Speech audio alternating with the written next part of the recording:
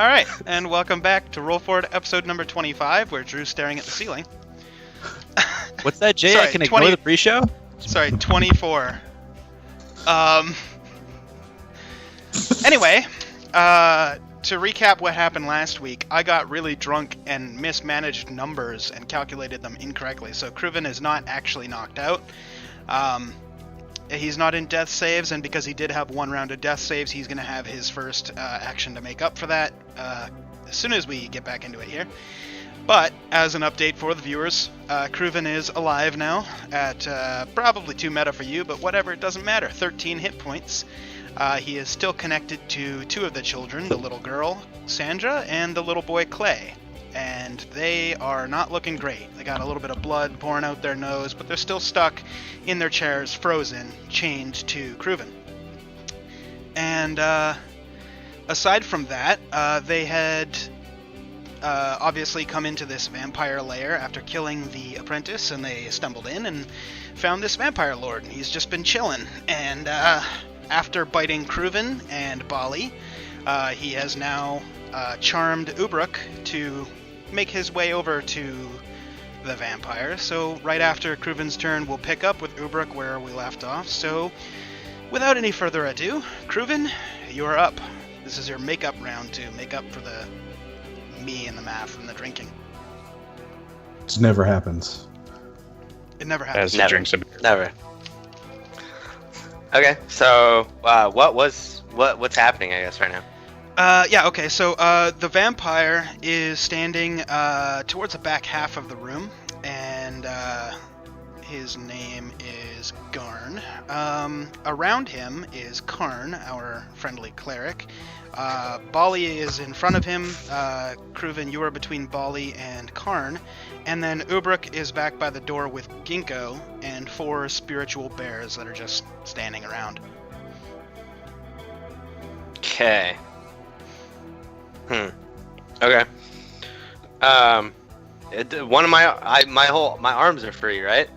Yeah, It's you're onto my neck. Yeah, you're broken grapple. You're standing about 2-3 feet in front of him, still within melee range, but you're good.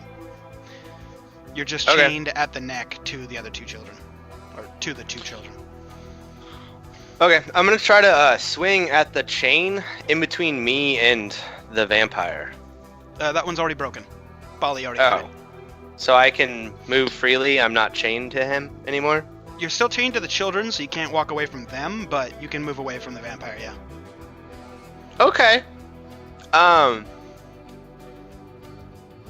Is there anything holding the children other than the chain that's connected to me that's not connected to anything else? No, they're sitting in their chairs, but you've not detected any movement from them whatsoever, or even sound.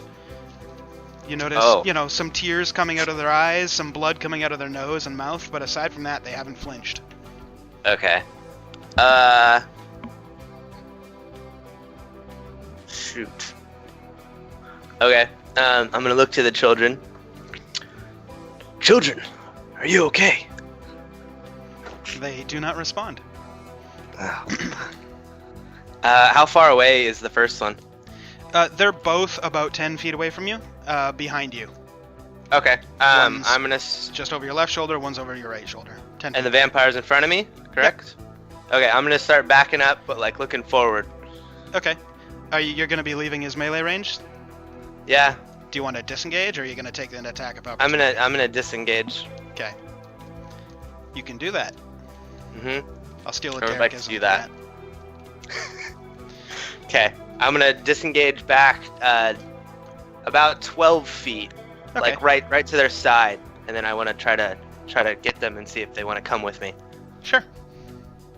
So you lean over and picking one up then, or are you just like yanking on the Did chain? the disengage work? Yeah, you stepped away from him just fine. You know, he's looking at you, but he can't do anything. Okay. I'm gonna grab the first one. Okay. And which one was it?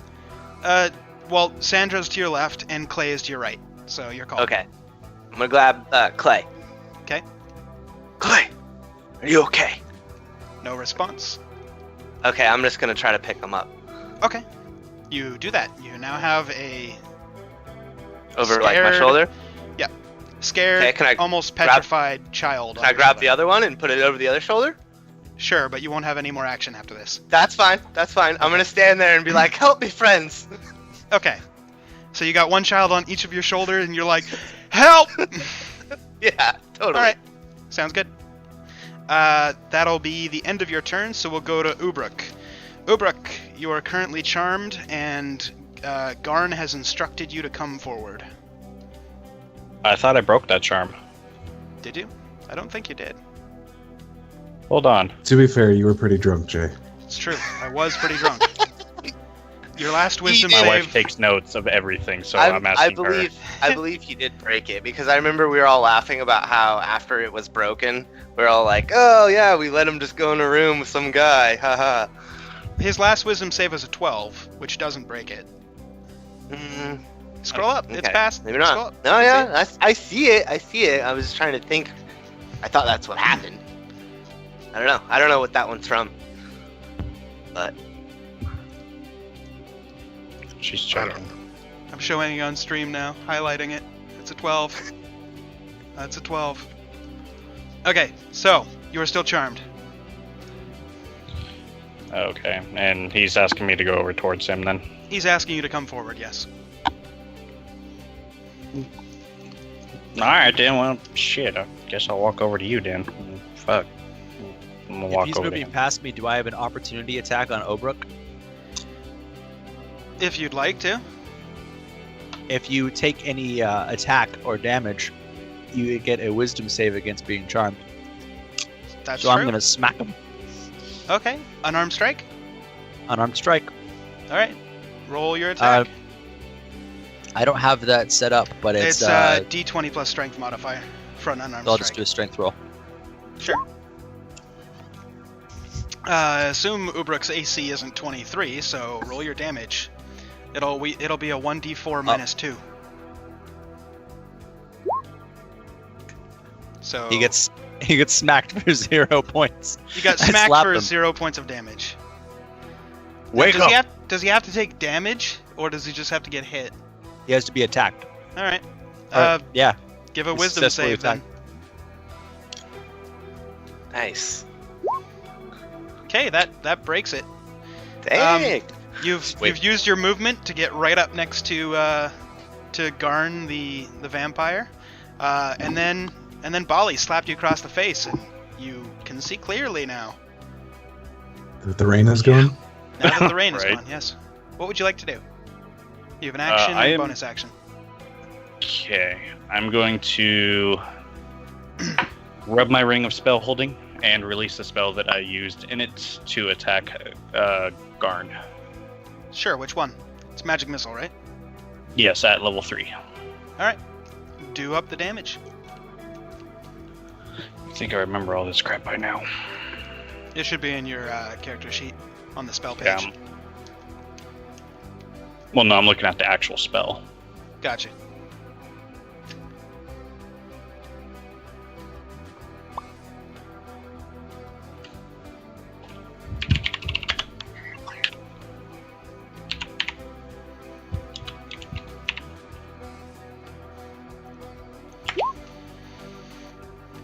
Alright. He takes 8 points of force damage. And then for my bonus action, I'm going to use a regular potion. Okay. So 2d4 plus 2.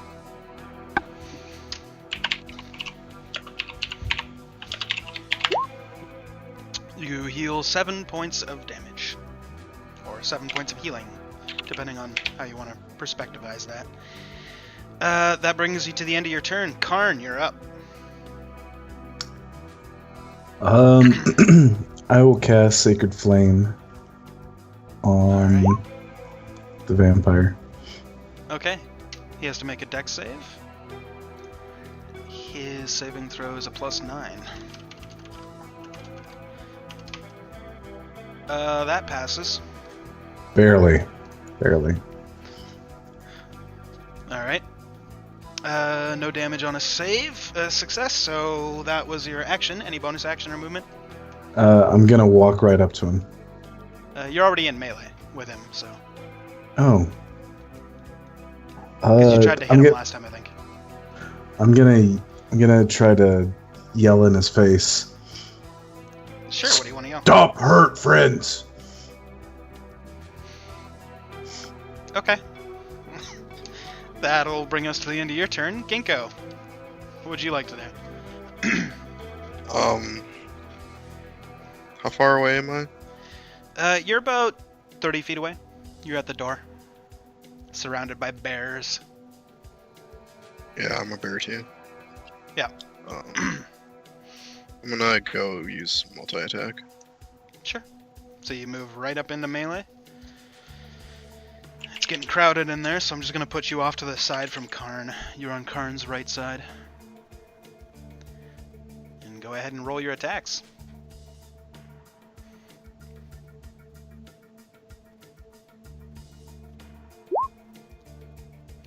Unfortunately, both miss. Alright. Any bonus action? No. Alright. Kruven, you're up. You have 2 children on your shoulders. Wait a second.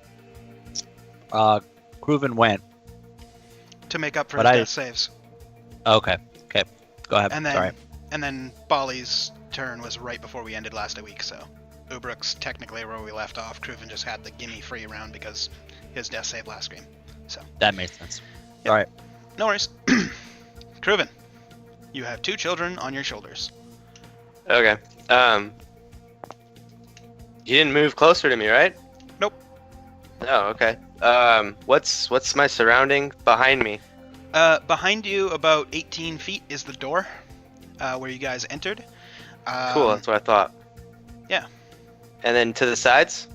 About 10 feet to your left, 10 feet to your right, stone walls all the way down. The room goes for about 40 feet. There's a couple torches on the walls, a couple of desks here, there, and a fancy-looking chair. I guess you could call it a throne, but I'm hesitant to call it a throne at the far end. Where's the third kid? That's what I'm looking for. He is face down to your left, about 8 feet. Did he die? Not that you know of. Hey, kid! I don't remember that one's name. You wasn't given a. You weren't given a name. That's what I As thought. you said, "Hey kid," you see him go, laying face down on the ground. Don't you want to get out of here alive? He's still asleep. Okay. Shit, no pressure. Well, I'm going to use my dash and get these kids 18 feet out of the door, Okay. and place them there. Okay. So. Anything happen? No. No, you make it out of the door. So your normal movement would be 30. With encumbered, it's 15. Since you're dashing, you can move a total of 30 while encumbered. So you move 18 feet. You've got 12 more feet while encumbered, or you could drop the children and you can still move 24 feet. Yeah, I'm gonna drop the kids Okay. You do that. outside the door. 'Kay. Not inside the lair. Right. Um, You dropping them outside. Cool. I'm gonna book it back, Okay. and I want to take out my my bone dagger. How far are you running And- in? I want to basically get 10 feet away from the vampire, 15 feet away, and then throw my bone dagger at him. Okay, is Okay, that possible? Yeah, you could totally do that. Okay. So I want to do There's that. a reason why Zach laughed, though. Okay. Okay, so you're locking that in then. Okay, I need you to make a dex save as you went running back in, Oh, and I will make a dex save for the children. okay. Oh, shit, you're right. Okay, gotcha. Forgot about that little I just portion. got that. Both children failed their dex save. What was yours? Hold on. I was being sad. Is it just is a saving throw? Yep, dexterity saving throw. God damn it. Okay, you met the DC, so you went running back into the room, you went and stopped. But you did notice that when you ran, you made it like a good 4 or 5 inches. Both the children are going to take no damage. despite That's good. being almost choked to death just now. Oh, I'm Looks like sorry. They just got healed. Yeah, right? They got choked back into 1 more health. I don't know how that happened. Got choked to life. Yeah. So, you have a bonus action since your dash was your action. What do you want to do? How far did I actually get? Like 2 feet? You got 10 feet away, because that's how long the Okay. chain is.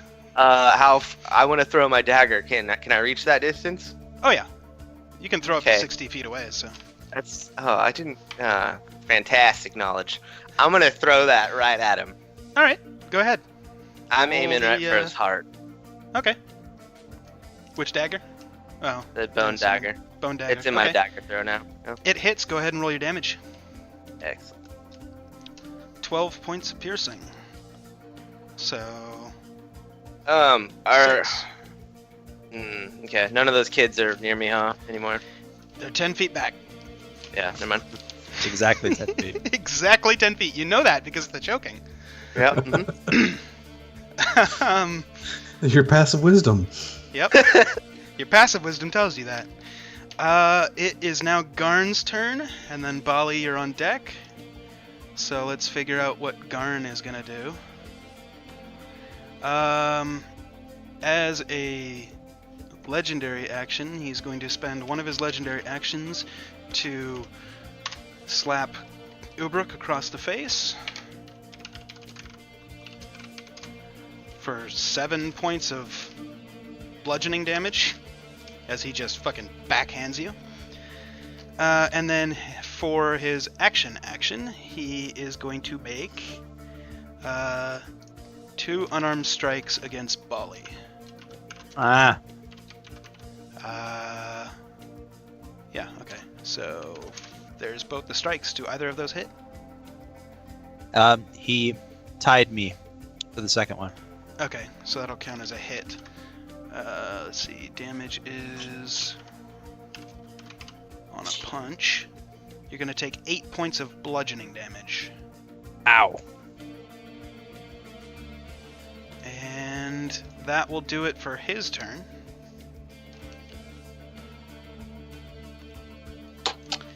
Bali, you're up. I disengage. Okay. I move backwards to that kid that's face down. Okay, he's only about 10 feet back, so you can do that. I scoop him up and I run out the door towards Kruven. Or I Okay. guess past Kruven. Can Yeah, I move you past get Kruven? past Kruven, you're gonna get basically right to the door frame before you move out of movement spaces. Okay.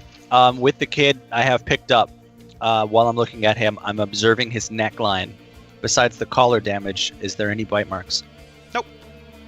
Okay. Because I Okay. disengaged, I don't get any other actions, right? Correct. Okay. I probably should have made you roll perception for that, but I'm just gonna pretend that you rolled higher than 16. Okay. If Fair you enough. have the will to, you can break this chain. And I'm gonna stretch out the chain. Oh no, it's pretty dice- stretched. Remember, you just choking and I know. I know. I'm gonna put down the kid and use my inspiration of the heat of the moment to slice the chains between him and the kids with my longsword. The inspiration will give you advantage. Doesn't give you an extra action. Oh come on! You wanted us to use it. I would love you to Ah. use it just correctly. Ugh, fine. I stand there and go. All right. So you do that. Ubruk, you're up. Okay, I'm going to move back 15 feet back towards the door. Okay. You're gonna get an opportunity attack against you.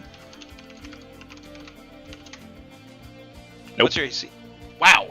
Well, he rolled a nat 1 anyway, so it failed anyways, even if it had like plus 100 modifier.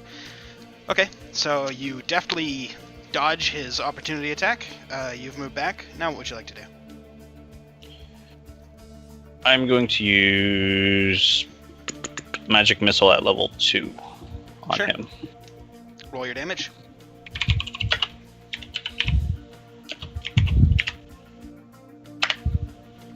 You do 6 points of force damage. Okay.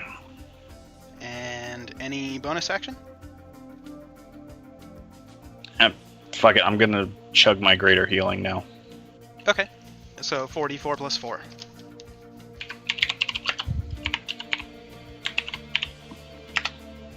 You heal 17. Next up is Karn. I'm gonna look around at my party and do any of them look particularly banged up? I'll let you guys answer that. Bali, apparently. I'm not waving at you.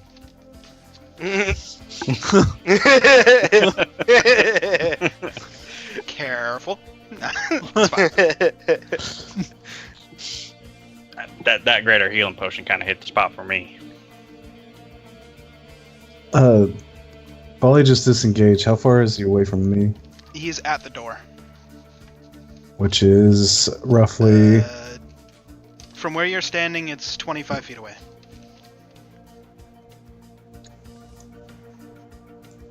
Alright. I will use Healing Word Okay. at level 3 on him. Nice. I can find it on my spell list. There it is. Alright. Wow. He heals for 5. Feel better. Yes. That's a bonus action cast, so now I'm gonna smash. Is it 10 or is that 5? I'm not sure how to read that. I think it's 10. The higher level cast was the 5 extra. That's 5 base. Gotcha. That would make more sense, actually, yeah. I'll take it. Because it's like a plus something then. Gotcha. Okay. And then I'm gonna mace to face. Mace to face. Okay. On Go ahead and roll your attack. Sorry, I was rooting through your Spells. Spells, yeah. Just double checking. Let's see. 15 against his AC. You barely missed. Darn. That's so close to your name. No, Garn. Darn.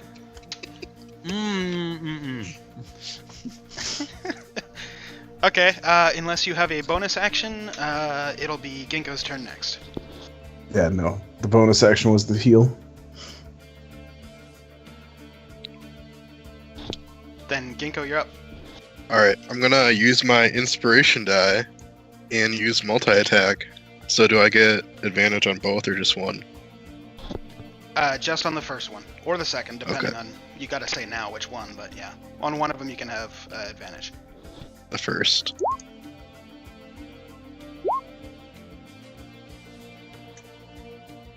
Two 18s. 18s will both hit. Roll damage.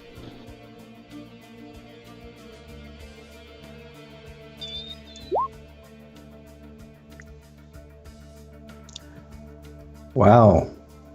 Good job, Zach. Wow, 2 nat bear. ones. That's awesome. Yep. So, So that's a total of 8. So reduced to 4. Okay. Got it. Any bonus action or movement? no. Okay. Then next up is Kruben. I would like to try to break this chain. Alright, roll an attack. Alright, I'm gonna use my dagger and see what happens. Okay. It hits, roll damage. Ping! The chain just snaps and, one end goes flying because of the tension. The other one limply falls and hits you in the chest. Okay. You still got one more chain attached to you, but you have cut one. Oh, it was set. Oh, okay. I'm gonna go for the other one then with my. I'm guessing I can't use my dagger again, right? Sure you can. Oh, okay. Just pop, pop. Cool. Sweet. That misses. Okay. The AC on a chain is low, but not that low. Yeah. Darn. No, Karn. No. Garn. Garn. Garn. There you go. Alright, yeah, I'm done then. Okay. No movement? It'd be pointless, yeah. It would. Alright. It is Garn's turn. He is going to burn a legendary action to make an unarmed strike against the gigantic bear that just hit him. What's your AC? I'm pretty sure that hits. Okay. Yeah. And he does, with a backhand, does 4 points of bludgeoning damage. For his action, he is going to look directly into Kruven's eyes and attempt to charm. So you have to make a DC 17 Wisdom saving throw.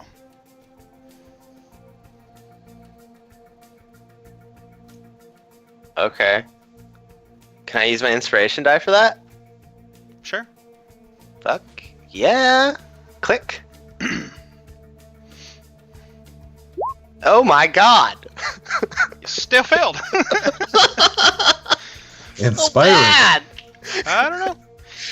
So yeah, you feel compelled to do whatever Garn says, and Garn is looking at you deep in the eyes, and he says, "Come to me and bring the child."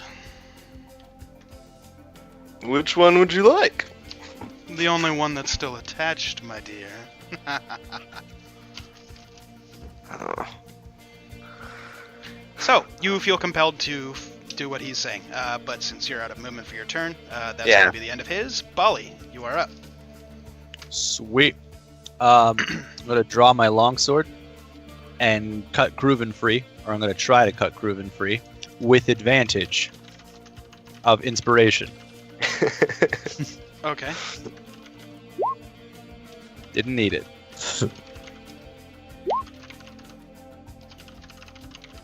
Oh, what are you typing? Something that I'm sure everybody assumed. Gotcha. Yeah, so your damage, ping, the other chain goes flying. Both children are now no longer chained to Kruven's neck. Okay. Um, And then Garn I'm the going vampire to... is going to have a reaction, though. He looks at you straight in the eyes, and he goes, "Now, was that necessary?" I draw my crossbow and I say, yes. And I shoot him. Okay. Roll an attack. I'm aiming for right frickin' here. Okay, When I nail this, I want it. sure. That's a longsword attack, not a crossbow attack. Oh, damn it! No! No! You threw the long sword, right? Yeah, that's what happened. His longsword made completely of wood. He threw it really hard.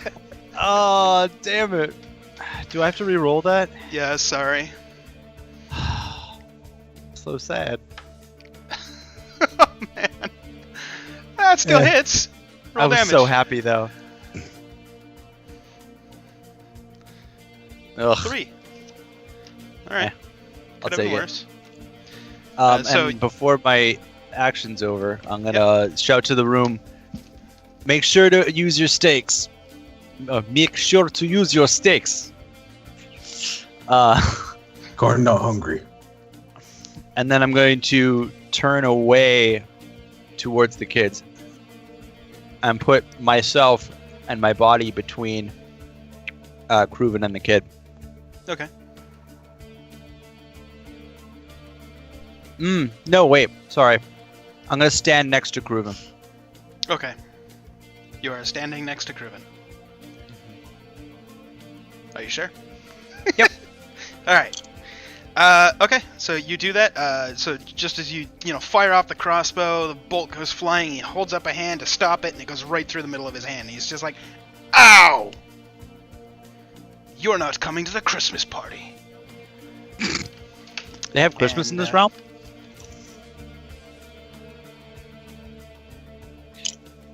As far as Yeah. you know. Good question, Ryan. Maybe they do. Winter Vale. Yeah, you're not coming to the Winter Vale party. Winter's Crest, or whatever it is that they can do around winter. Look, Famous. don't be an ass, alright? The door can both be ajar and closed, okay? I'm good. I'm done. No.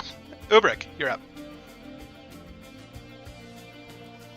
Okay, I'm still standing at the door next to, or am I next to anybody? You're about 10 feet from the door, but you're a good 20 feet away from the vampire. Because you had ran back as far as you could go. Gotcha. The room is 40 feet long. Okay. I will use Mind Spike on him. Okay. Go ahead.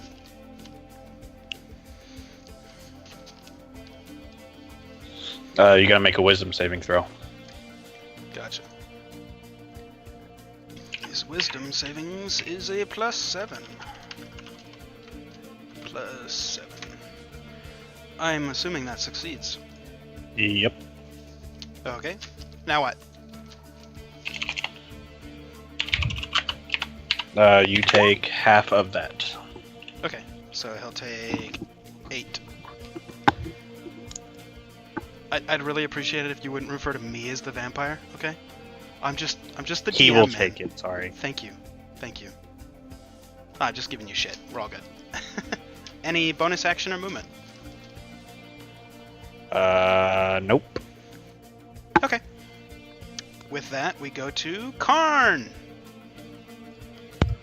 Stop hurt friends. I'm gonna use Guiding Bolt level 3. Alright. Do it.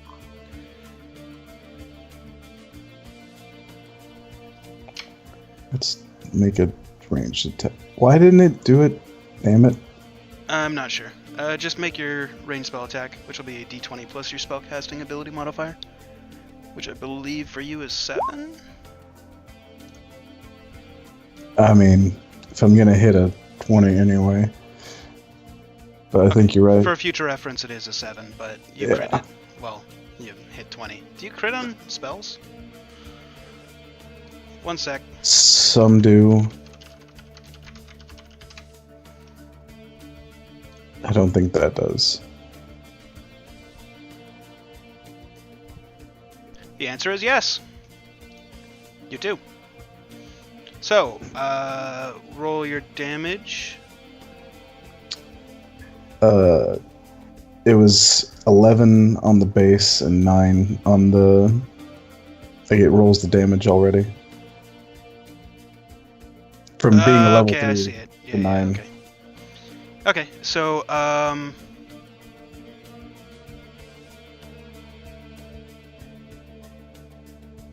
46 and 2d6, 6 and 3. Okay, so yeah, you're gonna do 40 points of radiant damage to him. Yeah, Wow. that radiant. And it's radiant. Well, and it's spell damage, so he doesn't take half. That's straight up 40 damage done. Any bonus action or movement? Going to use Cure Wound. No, wait, nope. Wait, what was it? Hold on, checking my spells. Just cantrips if can be used. No, any spell under level 2 can be used as bonus action, right? Some can. Healing Word. Healing Word's good. I'll use Healing Word at level 1 because that's all I've got left is level 1 spells on Bali. Okay. Bali heals for 5. Feel better. Thank you. Okay, that'll bring you to the end of your turn. Ginkgo, you're up next. I'm gonna try to like knock him prone. Alright.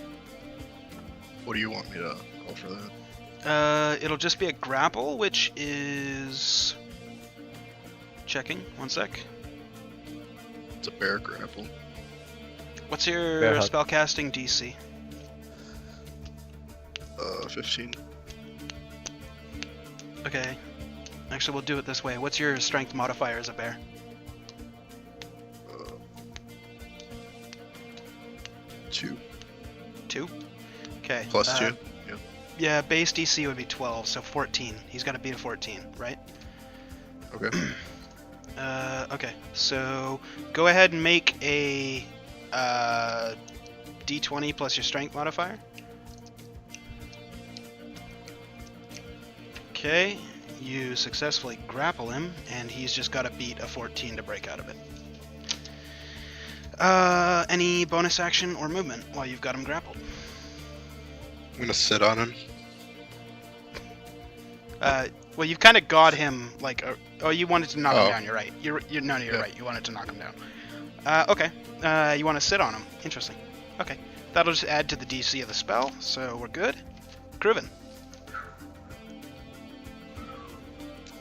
The way he's doing this, what do I see? Do I see all bare ass or? Basically, what you saw is from behind, because you're behind the bear by quite a bit. You see Yeah. the bear kind of lunge forward, put his paws right on the front chest area, and shove him down, and then kind of step forward like a foot or two, and then sit directly on the middle of his chest. Not quite teabagging him, but basically there's this giant bear Alright. ass sitting right on the middle of his chest. How far is that between me and the bare ass? You are you're a little bit in front of Ubruk. Ubruk is 20 feet, so you're about 15. Is he still under spell? Oh yeah, actually, we have to do that. You're right. Am I? Did you take any damage? Well, you broke the chain. Did that do anything? Oh yeah, no. We will need to see if you're do a wisdom Okay. save before any of your actions. Okay. See if you're still under his What's spell. this? Oh my God, spam. Just a wisdom saving throw. I can't see. Did that pass? Oh, damn Nope. it, Drew.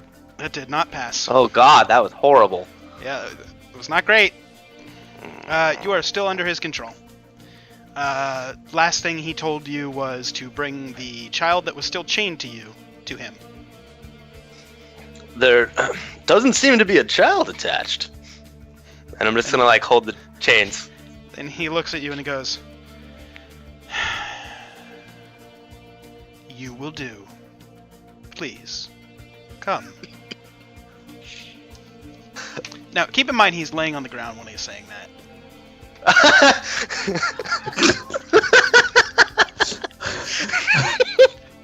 So, All right. That's a picture of Zach right now. Yeah. Ginkgo. Alright. Do you want me to come over there? Okay. I'll start Okay. slowly trotting away. Hold on. all right. I was standing next to him. Mm-hmm. No. You backed Yeah? up. Oh I no, said I you're had right. my You're turn right. You standing did. next to You did. Kruven. Yeah, you're right. You So did. that I could bop him if he started to walk away from me. I'm gonna, as he's walking away, I'm just gonna punch him in the back, like a real cheap shot. Hold Don't on. You keep- took all.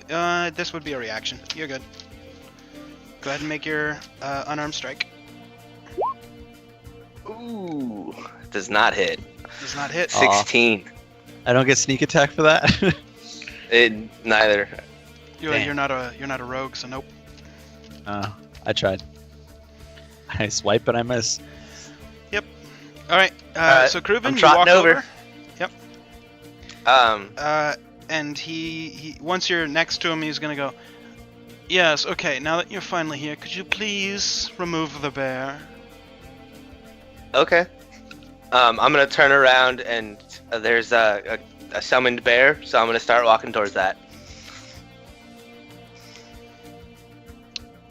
Yep. The bear is about 25 feet away, almost at the door.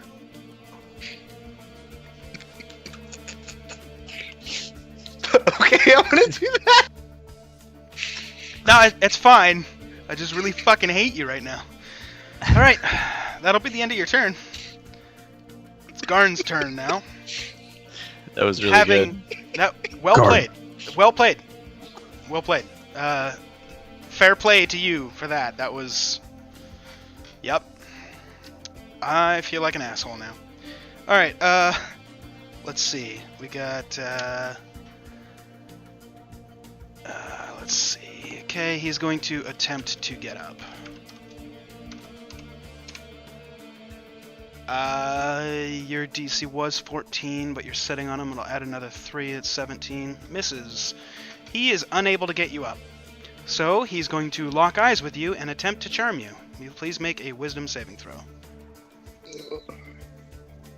Can you charm bears? He can charm... Oh, you're right, it's a humanoid. Well, shapeshift, okay, fine, we'll make it so... Yeah, that's fine. Technically a beast, right? Yeah, technically. I'm not sure, does I have no idea. shapeshifted count? We'll have to look into it. For now, we'll say it doesn't work. He's going to look over at Bali and attempt to charm Bali. So Bali, make a wisdom saving throw. And can't you not be charmed by people you've already been charmed by? I don't think it works on the same target twice. Doesn't say. Oh. Let me look. Okay. In the meantime, I'll make a wisdom saving throw just in case. Okay. Well, I'm fucked.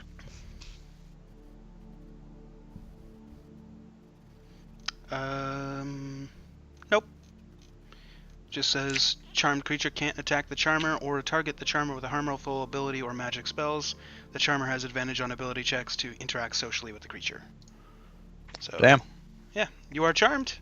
And he looks over at you and he's like, "Get this bear off of me." And that'll be the end of Garin's turn. Bali, you're up. I take off my backpack. Okay. And I put my hands out, and I go down to my knees, and I scrape some of the salmon off of me, and I go, "Here, bear, bear, bear, bear, bear. Here, bear, bear, bear, bear, bear." Can the bear make a saving throw for being lured? Um, I'm not that charming. I'm gonna resist the Sure. urge to go to Bali. Make a charisma saving throw then. And Derek, make a persuasion roll. Yeah, here we go. Bears are not very charismatic.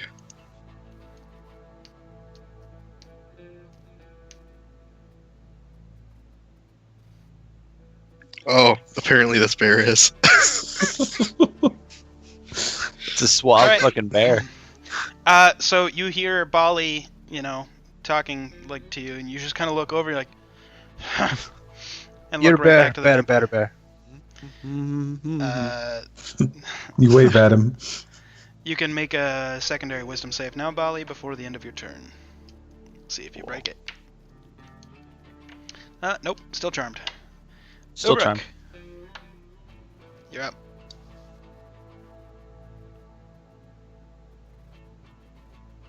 Helps if I am not muted. It does. Okay. Does it have to be physical damage to break the charm? Charm is any damage taken, they make an instant a wisdom saving throw. Gotcha.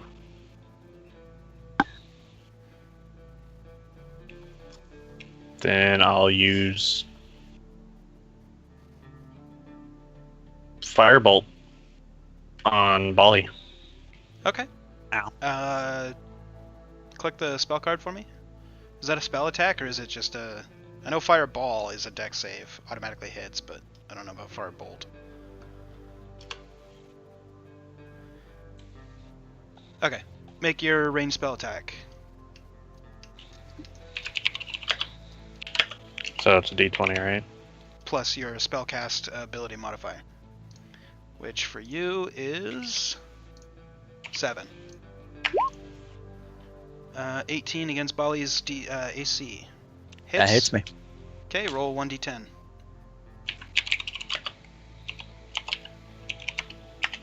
Bali takes 2 points of fire damage Nice. and can make a wisdom save. Woo. You match the DC. You are no longer charmed. Yes. But also, ow. I take the salmon I had in my hand and put it back in my lip like a dip. Okay. Anything else, Ubrick?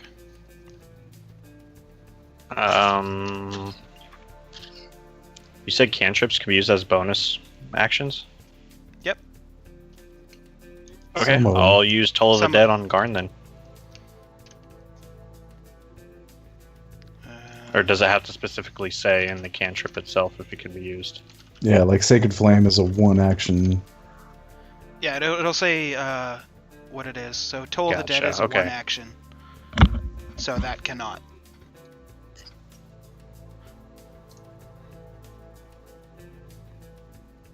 Right. so I can or will cannot? use. If it's an action, you cannot, right? Correct. Yeah, that's what I thought. I'll use Shadow Blade then to create a shadow-like blade as my Okay. bonus action. Sure. You do that. Karn, you're up.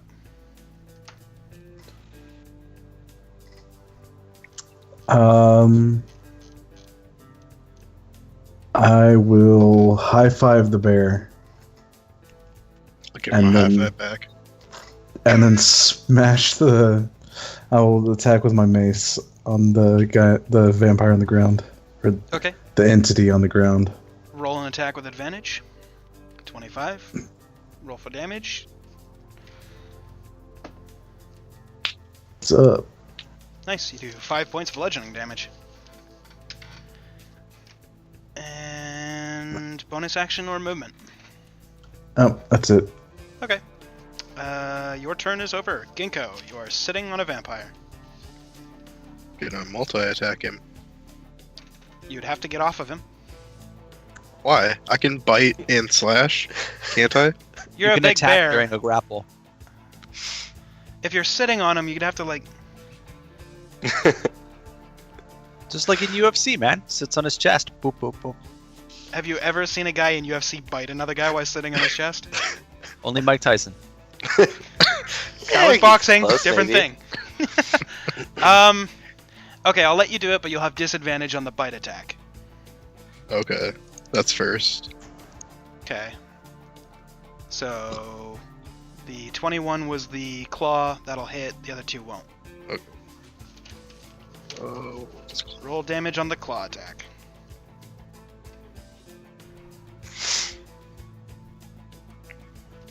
Alright.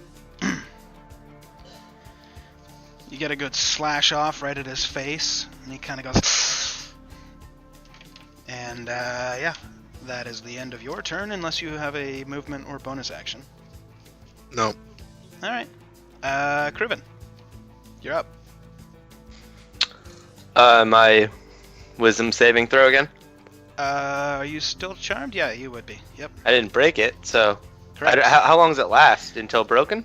Until broken, yeah. Okay. 24 So- hours. So, Oh, for all intents and purposes. damn. Yeah. All right. Yeah. So wisdom again. Yep. Okay. Damn it. You fail, so you were told to take care of the bear. All right. Well, I was walking to the other room. Yeah, Or you were to- wa- not to you the were other, walking sorry, to to the another front. bear to push another bear. So Okay. go ahead. Did I get go to ahead. that bear? Yeah, sure. Go ahead and make a grapple attack against a bear, unless you want to like hit it with your dagger. I was just gonna like push him, man. Okay. Then just roll a. We'll do a grapple as a shove attack. How do I do that? I don't have a Uh, grapple. D20 plus strength modifier. Okay. It's my strength modifier. It's pretty low. And I 1. need to pull up the monsters Alright. list for bears. Sorry about this bear. He wanted me to. Bear. Black bear. There we are.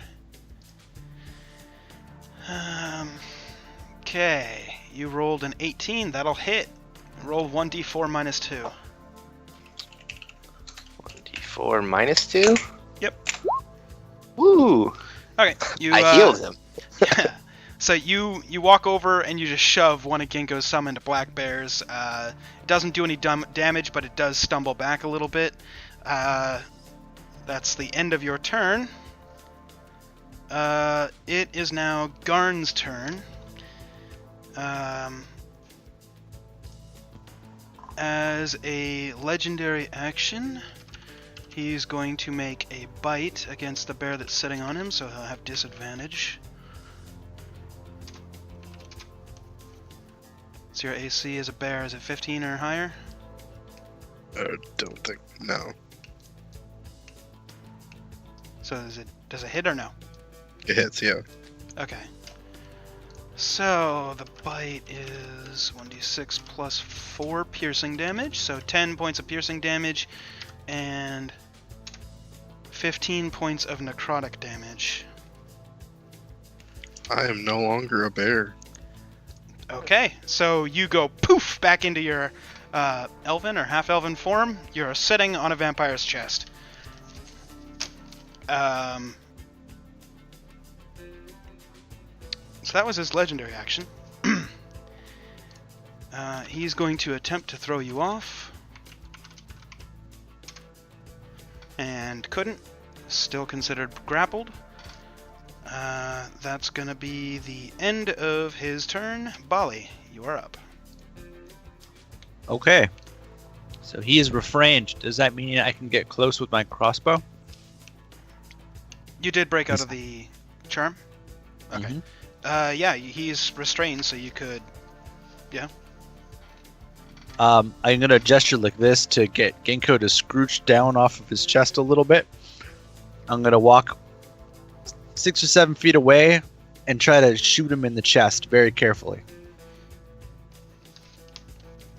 Okay. Roll an attack. That'll hit. Roll damage.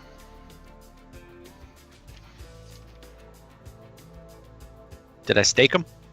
Nope. Damn it. Missed his heart. But you did a fair bit of damage to him. Okay. I can live with that. Well, the other way is beheading. So why don't I try that?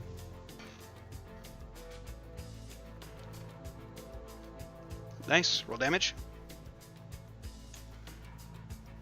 So 13, 7.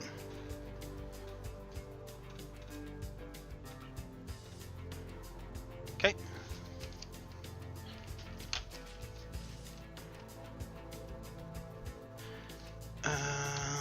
Okay. Any bonus action or movement? It's pretty crowded around him. There's Ginkgo's on his chest. Yep. And then there's you, Karn. Did you move back? Or you're still right there, aren't you? Because you made Still the in movement. melee. Yep. Then, yeah, it's just. Sorry, Bali, you are there. Ginkgo's there. Karn is there.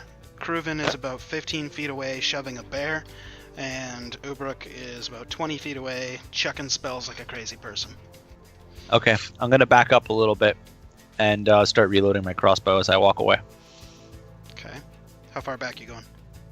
Ah, You have 15 feet feet. of movement. You have 15 feet Fif- of movement left. 15 feet. Okay.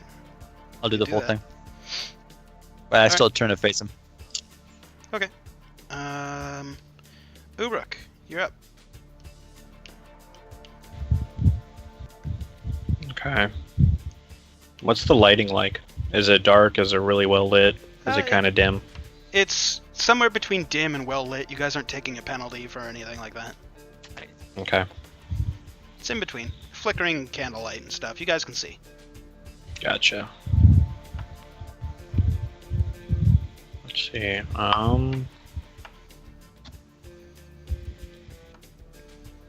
I'm going to try to sleep Garn. Okay. Spell card.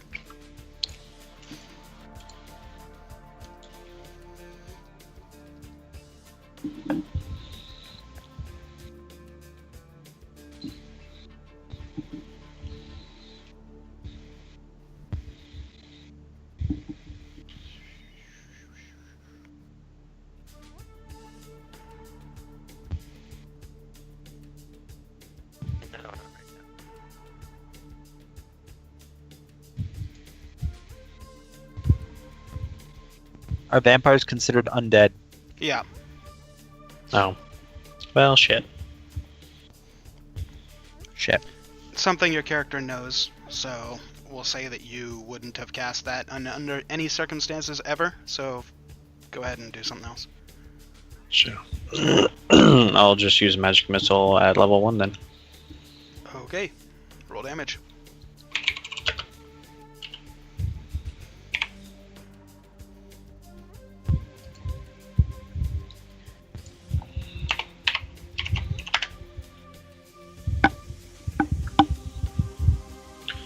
And that's 3d4 plus 3. You get 3 that's missiles at of magic higher missile. levels. Magic Oh. missile has a base of 3 magic missiles. Derpy. So 2d4 plus There's 2. the other. So there you go. 7 points of force damage. Alright. Each missile hits him. Smack, smack, smack. And he's like, Gah! Still doing pretty well. But, Of course he you're is. hit now. And any movement or bonus action from you. That will be my turn. So some information on how magic missile works. You don't want to roll it that way because it'll only +2 all of so you only get +2 instead of +2 per attack, whereas magic missile is +2 per die, whereas that's just giving it +2. I get +1 per die. Oh, okay, now I get you. All right. Okay, so the last one in the initiative order are the bears, which to this point haven't had anything to do, but now that one's been attacked, it is going to try to claw you. Misses. Second bear. Misses. Third bear. I'm assuming that hits you. Grooven. Yeah, And fourth bear. Misses. yeah, misses. Okay, you take 6 points of slashing damage from bear number 3.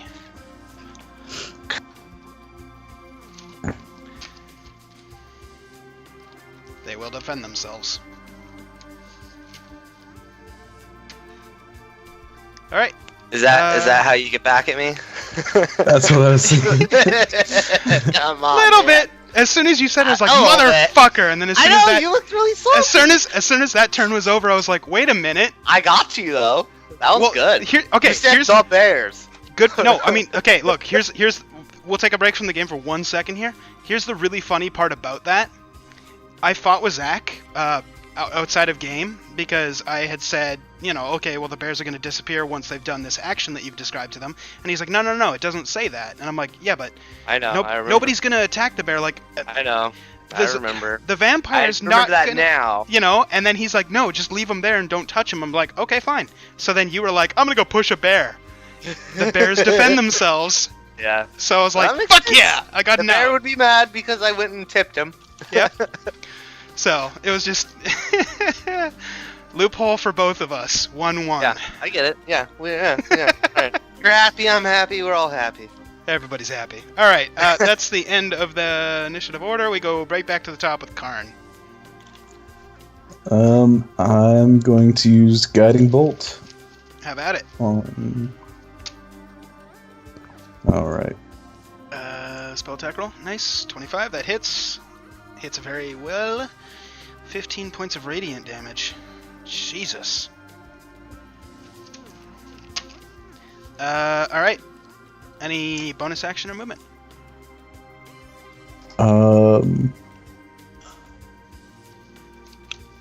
Just gonna yell in his face, "Why won't you die?" He's just kind of laying there and he just looks up straight at your face and goes, well, I'm immortal. And now it's Ginkgo's turn. I'm gonna use the lightning bolt below me. It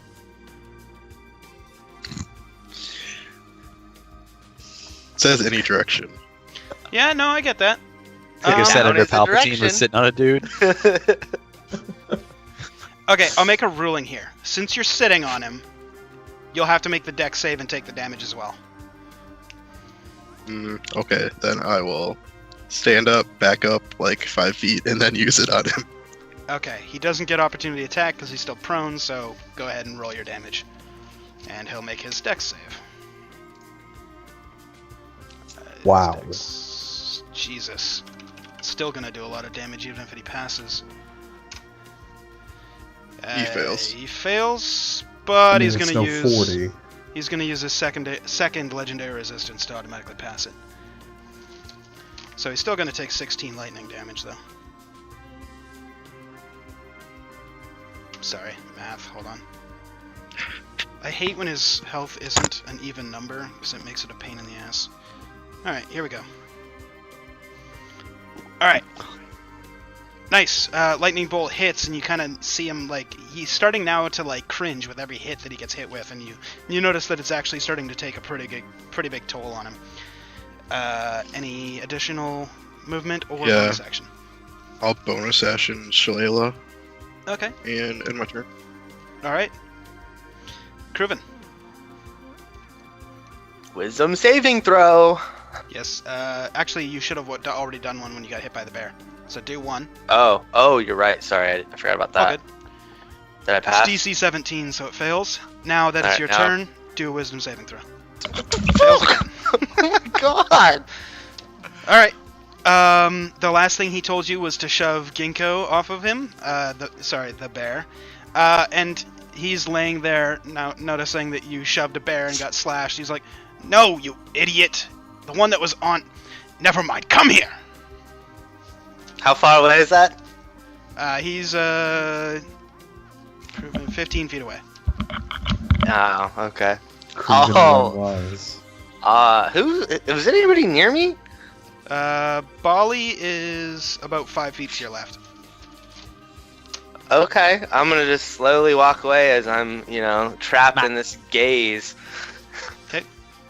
Bali, Can I you want to smack- use your reaction for attack of opportunity against your friend? I would happily attack my friend in the back. D20 plus strength modifier, please. That'll hit. Yeah. Roll damage, 1d4 minus 2. I get him So, that time. 2. Oh no. He hits you for 2 points of bludgeoning damage. Okay. Ugh. What happened?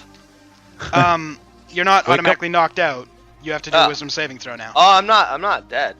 No, I know. I'm saying you don't immediately get knocked out of the Oh, charm. again? You took damage. God, You took damage, so you have to do a Damn wisdom it. saving throw. what failed. is wrong? You're still under his control. You're still walking towards him. I'm That'll really be the at end the of your bottom B, turn. huh? Cruven Garn. the Unwise. Garn is now going to use half his movement to stand up now that he's unimpeded. Garn. Guard. And now that Kruven has arrived to him, he's going to bite. Feasting Darn. time. So that's a plus 9. That'll hit. You take 7 points of piercing damage and 10 points of necrotic. The first one KO'd me. Doesn't he get another wisdom saving throw now that he's taken damage? Technically, he's knocked out, so Oh, Doesn't Never that mind. break the charm? Well, hold on. Consciousness? Yeah, it does. Wait. Can I half that whole attack? yes, you can. Oh wait, that wouldn't really help because I have to do the whole attack, huh? I forgot. Well, half of that last- half of 17 would be 8. So Right, I can't do that. I was saying I can't do the first attack, the 7, because that's the first No, one because- he hit me, yeah, the bite. and then it would break, maybe.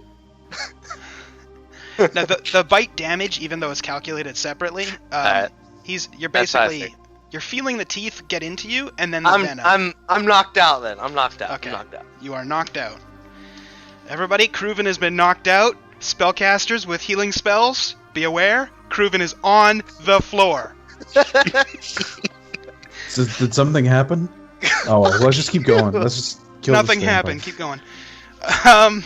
Okay, that was his regular action. He's now going to attempt to charm Yule, Mr. Karn. Karn, I need a DC 17 Wisdom saving throw. That is not a 17. You are now charmed. And he's going to tell you, please turn around and hit this man, pointing at Ginkgo. Ubruk, it is your turn. okay. I am just gonna use magic missile again, Okay. Roll it up. and I'll roll it correctly this time. 3d4 plus 3. See. You do 12 points of force damage. Well played. And then you for notice- my bonus, You notice with Oh, every sorry. bolt of that hits him, he's like, and he's just like, You can see the blood of Kruven and Bali and everybody else that's been bit so far dripping from his teeth, and he's looking pretty rough. The rest of your turn? No, I'm gonna use my bonus action to throw my Shadow Blade at Karn. Not Okay. Garn. Karn. Gotcha. Garn? Yes, Karn. Go ahead and make your attack with it. Oh yeah, good luck. Is it D20, spell right? attack? Yeah, but is it spell attack or the other one? No, it would be I'm a looking, throw hold on. attack. You sure? Because I already conjured it. I can use it as a physical item. Counts as a simple melee weapon for which you are proficient. Okay, so simple melee weapon that you are proficient with is a d20 plus your dex modifier, so d20 plus 1. And 3 for proficiency, right? And proficiency. Because you're a proficient, so plus 4. That'll be a plus 4 for proficiency once he levels up. 19 against your AC. 18. It hits. Roll damage. Hold that thought. I didn't see the damage that it does. I think it's 2d4 or 2d8. Yeah, 2d8.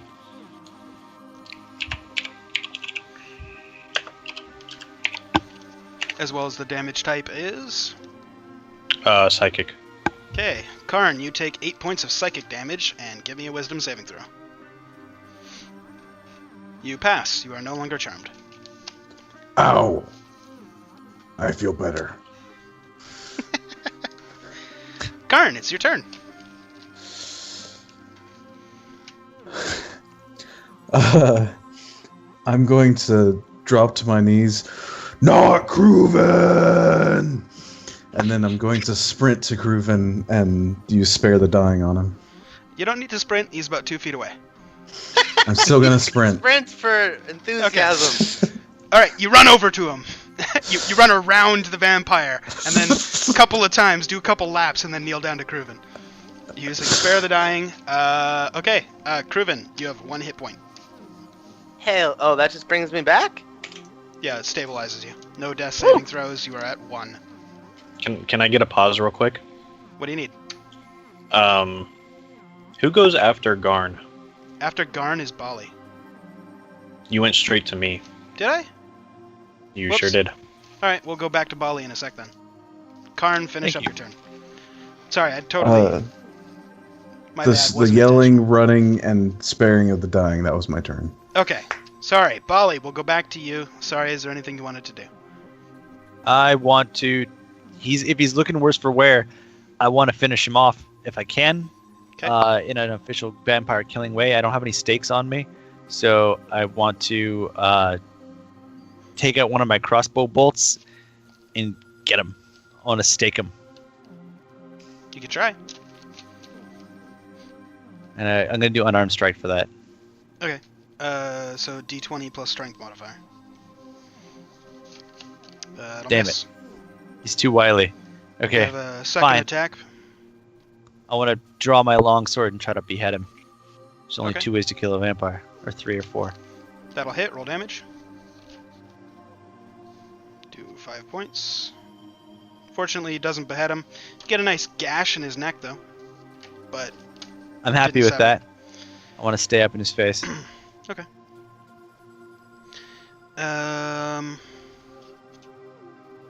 Ubra Karn. Okay, you're good. Ginkgo's turn. Is there any angles I can use lightning bolt again? Now that there's more people around. You could... No, Karn moved. You could step in front of Karn and then use it to miss Bali. Okay, I'll do that. So Dex, okay. Is it 9 for his dex saves? It is. 15. Same. Okay, so he makes it. So damage is 18. Okay. Anything else? Nope. Proven. You're up. Did that technically break the wisdom or the charm? What? Him taking Me- damage? Me Oh. fucking falling over and No. You rolled really badly. You are still being compelled to strike at Ginkgo. cool, awesome. I'm gonna do one of those. Okay. Go ahead and hit Ginkgo. You're muted. Oh, am I right next to him? Yep. Okay. I'm gonna just. Oh just wait, sorry, punch sorry, him. sorry. You falling down. Sorry, you were knocked out. Yes, I broke your saving throw. What am I talking? Sorry. Okay. That's what I was. Sorry. Refrain from knock down. Knock out is completely different. Gotcha. You're good. You're good. Sorry. Oh yeah, I see. Because there's a difference between prone and kill. Correct. Okay. Slight difference, but so that doesn't matter. Yes, So what? I come back to awakenness after a long time. You're laying down, and what felt like a second, you look up to see a weird half-orcan face looking down at you. Ah, my neck. Blood. Yep. All right. Can I pop my basic healing pot? You sure can. 2d4 Cool. plus 2.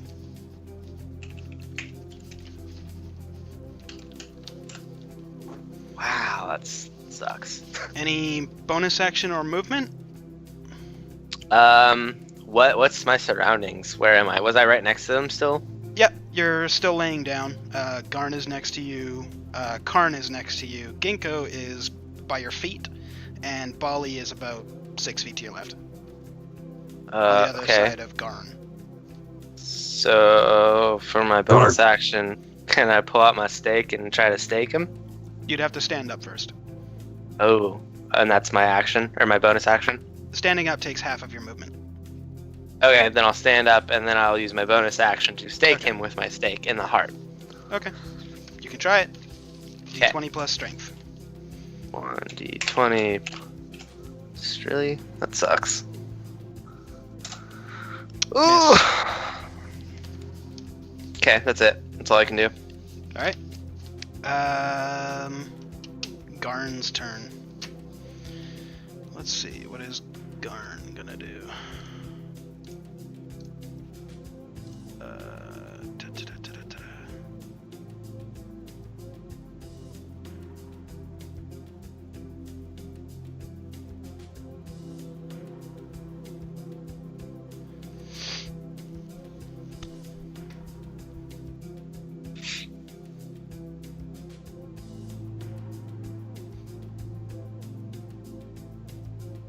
Okay. As a legendary action, he's going to cast Misty Step.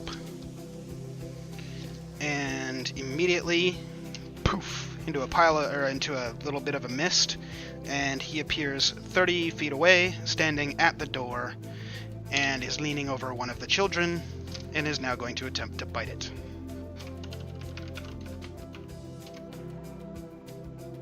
And he fails miserably. That's the end of his turn. Bali, you're up. 30 feet away from the spot that I was. So I'm going to move 30 feet to him and longsword attack him. You can do Doing that. nice, big, wide arc horizontal slices. Oh, if he's bent over to attack the kid, I'm definitely going to try and behead him again. Well, he bent down to bite him and then missed and then just stood up and he's just like, How about that? I don't know how he fucking missed. That'll do. That'll do for a crit. Roll your damage. 14, 24. Half is 12. Checking something. Calculations? Mm-hmm.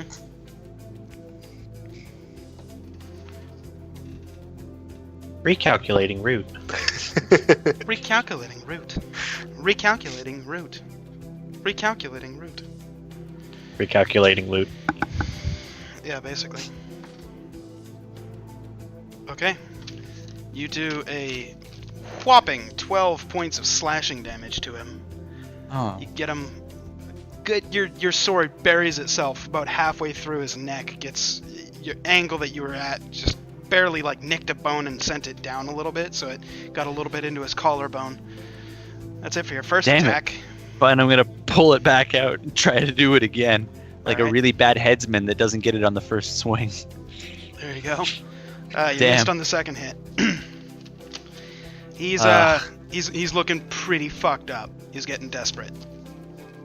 I got nothing else. I'm gonna stay within his distance, but step to the side, so if there's anybody that's long range, it opens him up a little bit. Okay. Ubruk, you're up. I'm gonna use magic missile again. Okay.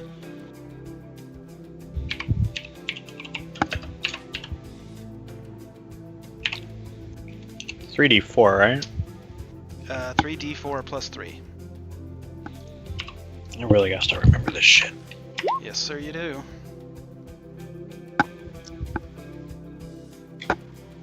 Okay, you do 10 points of force damage, which doesn't get reduced. I would ask you, how do you want to do this, but there's only one way that this could happen. So, as you're firing off the magic missiles, each one hits him. He's like, and just as the third one explodes against his chest, he falls prone and is incapacitated at at Bali's feet. Who Jonesy? Yeah. I Uh, mean, he's we one of can our show Falcon you. you now have an incapacitated vampire at your feet in his lair. What would you like to do? This is a group. You're outside of initiative rolls now. What are you guys doing? Take that motherfucker's head off. I'm gonna walk over with my stake. And Let's do both. I mean, well, wait. Doesn't he poof into mist when we? Not stake if you him? stake him. Whoa, do we want to? Staking grounds them. Oh, They stay oh. still. Okay, so we stake him first. Stake him first. Brooke, I'm just stake gonna him walk first. over and grab my stake and just take a knee and just fucking stake him right in the heart. Hold on one sec. Ubruk, Okay. check Discord. This is information your Okay. character knows if it's relevant. So Oh. Well, then it might be relevant. this is the one time I'm gonna do this for you guys. Other times you'll have to make sure that you remember what you're being told. Hold on, it's booting up. Why would you ever close it? It's booting up. It says that. It actually does say that. It does say that. You're right. Yeah. They're jerks.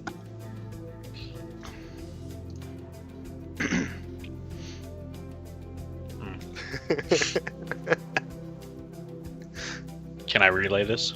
You can. Okay. It's by piercing his heart. He's only gonna be paralyzed. He's not actually gonna, die or anything. But let me continue thinking here and see if there's anything else I can come up with. I take that as a win. I'm gonna take a knee and just fucking stake him in the heart. Okay. Roll an attack. So D20 plus strength with advantage.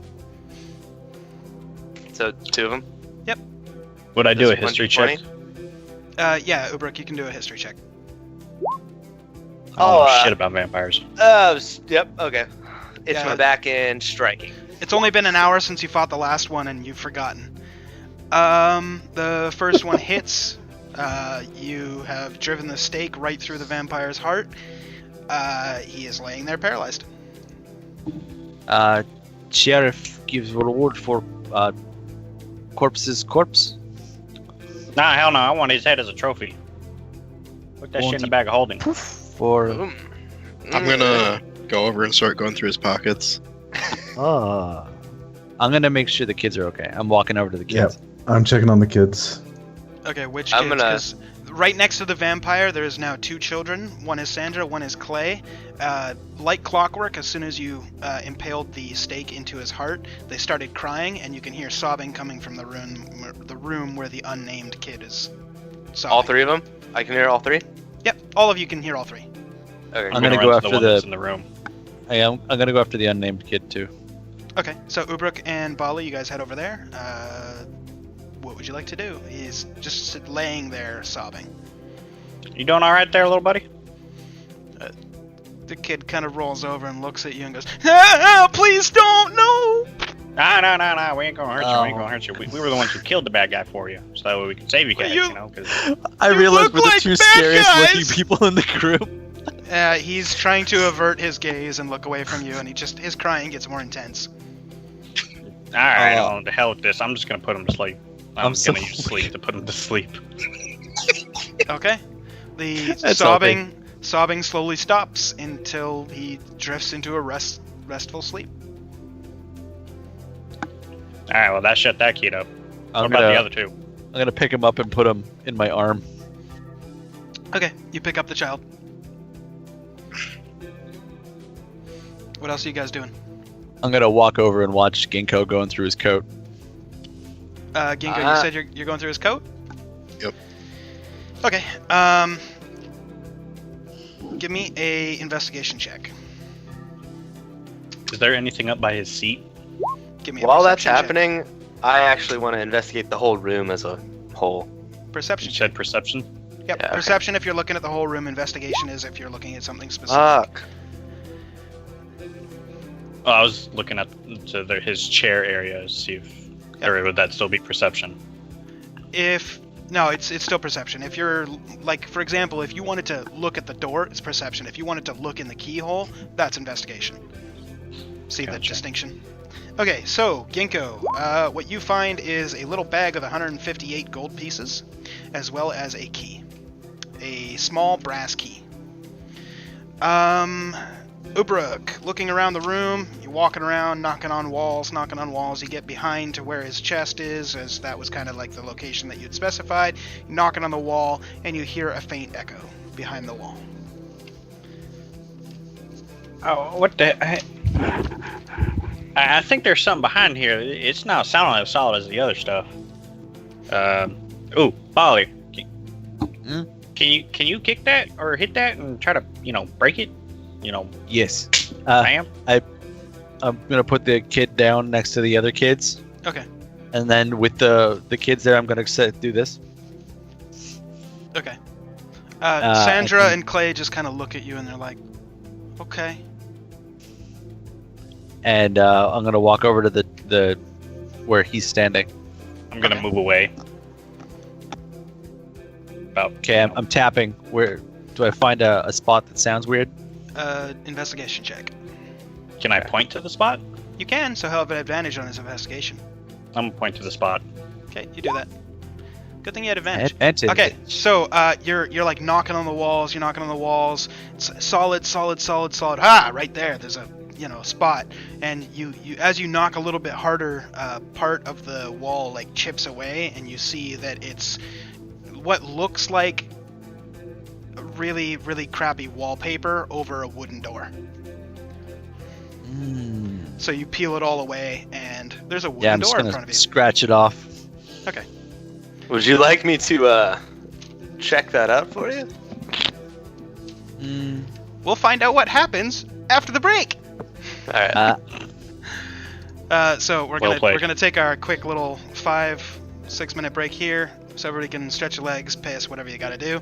Stream, we'll see you in 5-6 minutes.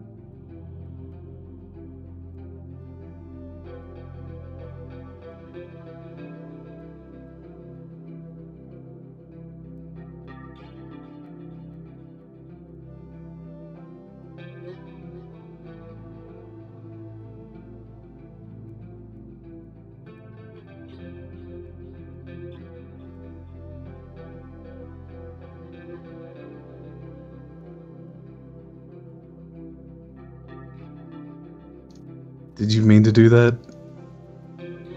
It's funny that you say that, as I just unmuted. Whatever, doesn't matter, we're back. And Drew's staring at the ceiling again. Okay, so we pick up with you guys just having had a tough fought battle with a vampire within its lair.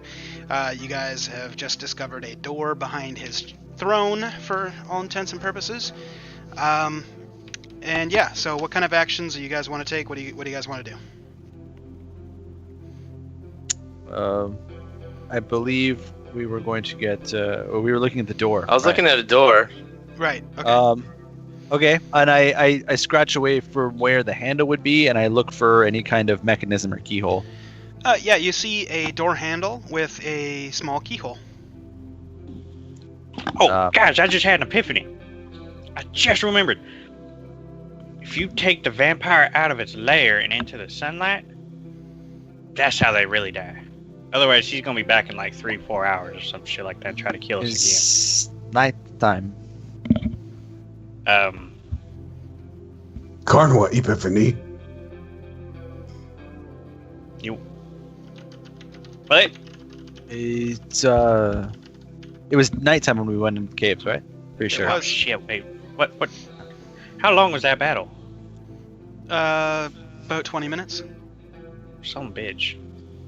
Check your Discord. I gesture towards the keyhole and I walk back over towards the vampire. Okay. I would say his body belongs to the parents of the dead children. Well, shit. We got to try to keep him out of his lair, though. He's paralyzed. Yeah, he's paralyzed, but that probably ain't gonna last for long. Don't bump wood. You want to bump wood with me? No. I'm just gonna scoff.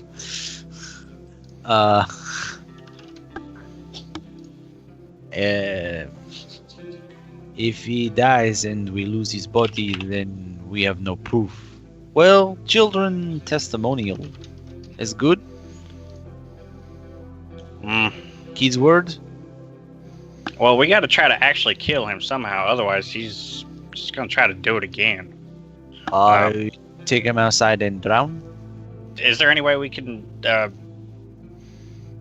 use like some kind of actual sun ray or radiant or something that's bright and shiny that'll sends that little skin off his bones and little hairs and shit? A holy orc has a. He does have a. We all got. Get what you're trying to say. Karn saved children. Yes, you did, Karn. Good job. Good job. Can you kill that vampire? I'm gonna give Karn a high five. Okay. Karn, I tried a fist bump. Give him a dex. Give a dex. Karn. So it looks like this. Karn, dex save. That's All great.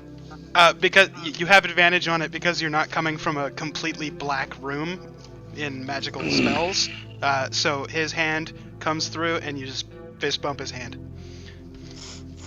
I'm sorry, that was an inside joke. I had to make you roll for it. Well, alright then, eh? Triggered. Bear Also, King, save Card- children. Karn, your passive wisdom is telling you that what Ubruk is referring to is any kind of radiant damage within its lair when it's paralyzed would kill the vampire. Just trying to RP it. I understand It that. would It's take just- a while for me to understand my character understand that. That went over like 3 people's heads. Only one person got it. So I was like, Well, I got it, gotta- but like, gotta throw a bone here. Your character wouldn't have, so it's okay, because you're a rogue, right? Anyway, I mean, the alternative yeah. is obviously you could leave it paralyzed or take it somewhere or whatever. That's totally up to you guys' call. I was just is clearing up the the information. gash in the neck visible to all of us, or Yep. is it healed or something? No, it's totally visible. It stopped bleeding, but it's visible. Karn, end evil. I'm gonna cast Sacred Flame on it. Okay, Ooh. you do that, and with the burst of radiant energy coming out of your hands, the body of the vampire just withers and falls away. There's a wooden stake laying where its body once was, in the middle of a pile of ashes. Oh shit, that was cool. Karn, Karn, cool. On top of the pile of ashes Karn, very cool. is a very large black robe with red velvet on the inside. It was the robe he was wearing. Does it look as if it would be expensive? Yeah, it's finely made. I don't know why I said that semi in character. Okay. That shit looks fancy. Yeah. I'm gonna start walking toward the start picking up children. I'm gonna pick it up and like size it up on Ubrok and see if it would be a good match for him. It looks like it might fit Ubruk, yourself, Bali, any one of you, really. Because none of you are like gnomes or dwarves, so anything humanoid Sure. that's roughly 5.5 to 6.5 feet tall would it'd do fine. It's a one size fits all kind of thing. I'm gonna lean over and sniff it, and then look it up and down. I'm looking to see if this is some kind of magic-y thing. Maybe Okay. Ubrok check this for any curses or any leftover essence of the vampire. Yeah, Magic it's gonna weed. take a while. I'm gonna have to sit here and look at that son bitch. Magic read. I wouldn't mind taking like a that. rest myself. Yeah. I look down Yeah, at I all could my, use a quick my rest. cuts. I'm looking at my. I'm gonna point to my like bite and all my fucking holes in me. So do Yeah. you want to, be a stealthy vampire kind of rogue? Shink, shink, shink, shink, shink, shink with your teeth and shit? Because we could go Only- upstairs and bury you. That'd be Only funny works as hell. on dark days. Mm. Oh, it's still dark up there.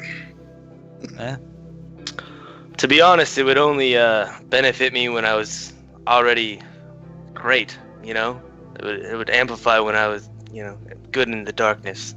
Wait till castle's built for you to haunt it with vampireness, yeah? Well, that and I don't really need it during those times. It'd be the opposite when I would really want it. I'm gonna bend down and pick up the stake, Okay. and then hand it over to Grooven and just say, think on it. Okay. I'm gonna try to find Bali's missed bolt that he shot earlier. Okay. And Give a perception roll okay. with advantage because you know the direction it was fired. Yeah, you can't find it. I'm gonna pick up the robe and sit down in the corner and just stare at it. Okay. So you're taking a short rest. Is anybody else wanting to take a short rest? Just The Okay. vampire Going to- completely disappeared, right? He's a pile of ash. Okay. Then yeah. Yeah. I need to, I think, long rest still, right? If you're out of hit die, Or- yeah, you would need to long rest. Well, no, but since I was dead, does that charge my hit points because it was knocked down because of the? No, Bite?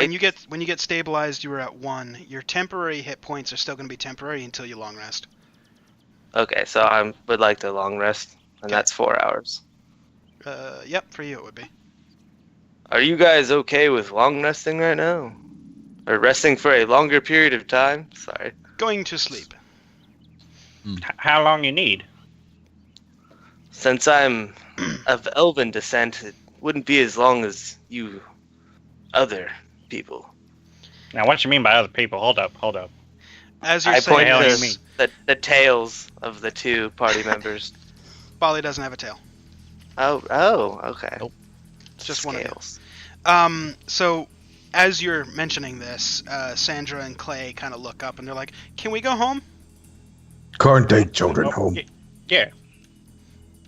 Okay. The green fellow would walk you guys home just so you guys are okay up there, you know me.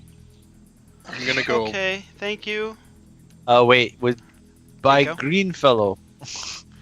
I look down at my robe and then I look over at Ginkgo because we're both. He's got green of robe and I'm green of robe. Green Black skin of fella, skin. sorry. No, black skin. Skin. He said it in character. That's the best part. Nick's like, meow. Mm-hmm. I'm gonna go and try to open that door no one tried to open. With the key. I'll walk over yeah, to the if kids. it's locked. Okay. We did find a key. You jiggle the handle. It is locked. Okay, I'll try the key I found. Okay. You pop the key in. Door opens up. There is one candle lit on a desk about 10 feet into the room. It's a very small room, about 15 feet by 15 feet. But right in the center, against the back wall, is a desk with a chair. Not a whole lot else in this room outside of a bookshelf directly inside the door to your left, and a red and purple ornate rug 4 feet by 8 feet directly below your feet as you walk in through the room. I leave the kids and walk towards the room. Immediately, as soon as he opened that door, my interest was intrigued, and I started walking over. Okay. I'm I gonna wasn't paying go attention. check out Still looking what's at in the the rope. desk. Okay. 1 second. I have to find the list. Here we go. Okay, so looking at the desk, you can see that there's the center fold-out tray with a drawer in it, and there's two other smaller drawers on the right-hand side of the desk. Which would you like to open? Center on. Okay, the center one. You open it up and you see a smattering of gold pieces, just kind of strewn about in the middle drawer. I will take them. Okay, you can add 2,000 gold pieces to your inventory. Alright. Did I see that? Roll perception. I will put that in the bag of holding. Nope, you didn't see it. I saw all of it and just smiled, nodded. You think you did. Okay, that's fine. A 6, you didn't see shit. You were like, what's Oh, in I there? clicked that. That's weird. I hovered over it. Oh, That's odd. okay. It's all good. 2 drawers remain. Top right, bottom right. Top. Okay, you open up the top right one. Inside, you see one rod about 3 feet long. It's about 1.5 inches thick. Just sitting there, made of iron. Yeah, I'll pick it up. Okay, you can add 1 iron rod to your inventory. Okay. Check the last one. Okay, you try and open it, and it won't budge.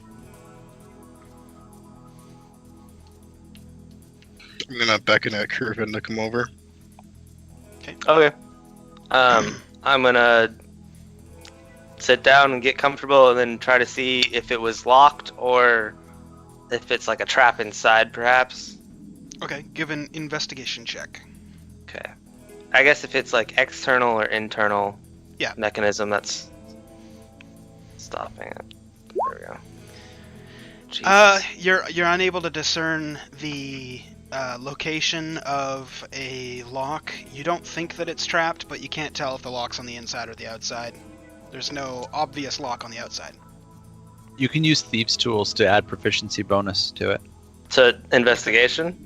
To investigating a trap, if it is Oh. a trap. So I just click Thieves' Tools then? Yeah, you could do that. Oh. Because I mean, that would be the next step anyway. Yeah, So. fair enough. Okay. Yeah, you're starting to kind of jig it open, try and open what you can. You get it about 2 inches open before there's like a spring kind of thing in there that's not really allowing it to come open all the way, and inside you can see a wooden box before it slams shut and almost catches your fingers inside. Okay.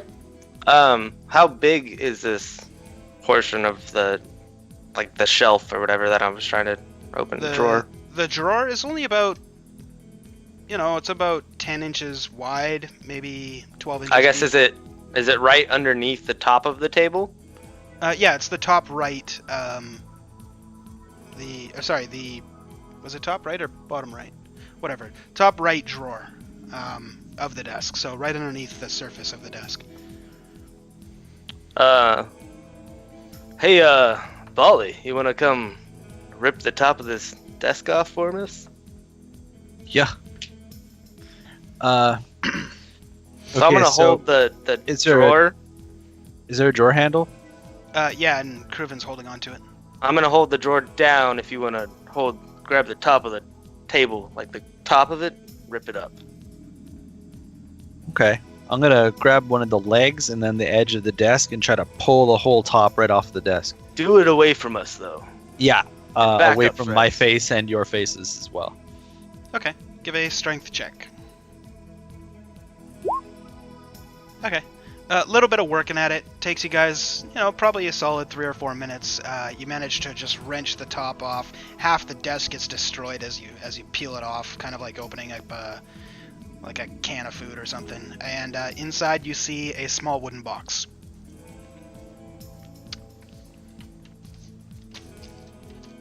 Just a box, no.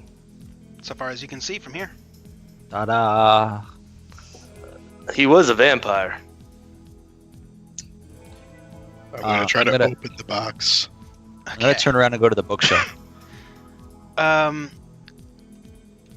As you pick up the box, Ginkgo, and you kind of turn it over in your hands, on the bottom side, you can see a kind of like a little imperfection in the wood, and you kind of nudge it with your finger a little bit, and it slides off, and 22 cards and a piece of paper slide into your hand. Oh, God. Okay. What are on the cards? I ask Ginkgo. Ginkgo. What's on the cards? Okay. You start flipping through the cards, and you just read off the title. I can give you descriptions of what each card looks like if you really need it, but basically there's a title at the bottom of the card with a image of what is on the card above the title. The first one says Vizier, second one says Sun, and then Moon, Star, Comet, Fates, Throne, Key, Knight, Gem, Talons, Void, Flames, Skull, Idiot, Sleeping Giant, Ruin, Iriel, Rogue, Balance, Fool, and Jester. Okay. And the last one being a folded piece of paper. I'm gonna look at the piece of paper. Okay. You unfold the piece of paper, and it says, Beware ye who holds this deck of many things. Inside, wondrous, wondrous things, but also disastrous, disastrous things.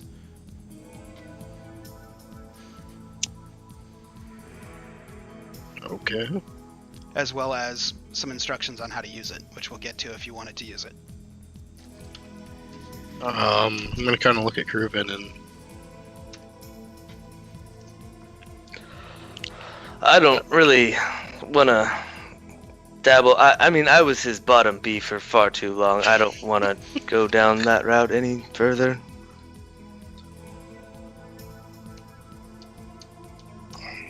Oh, you want him, Bali? Hey? Seems dangerous. But I am dangerous. So if you not want that, I'll take. Yeah. I'll hand them to Bali. Okay. I look down at them and I kind of make a face and I put them back in the wooden box and slide it closed. Okay.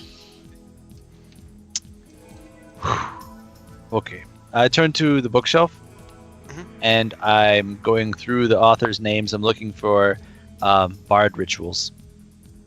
Bard rituals. You don't find anything related to bardisms or songs or anything like that.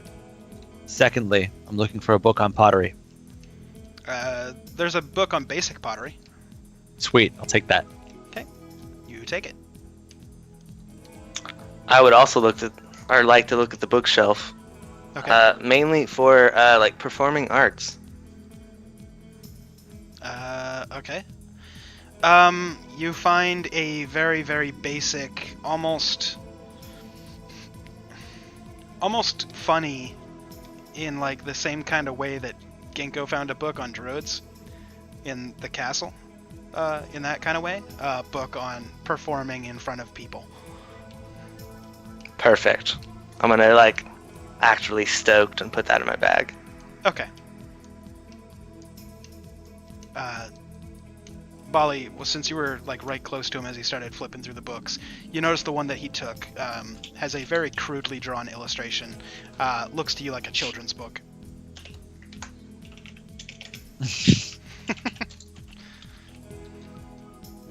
You want I find you a better book? You know, heroes or knights? I mean, look at all these pictures. Don't they look awesome? And I just start flipping through it. I'm gonna just read my book on basic pottery. Okay. And then I'm gonna flip to the section about resources and materials and see if there's anything around me in this that I can kind of steal. Okay. Anything in particular that you're looking for? Oh, anything I can use to make ceramic. So like sand or a loose brick that I can break down for mortar.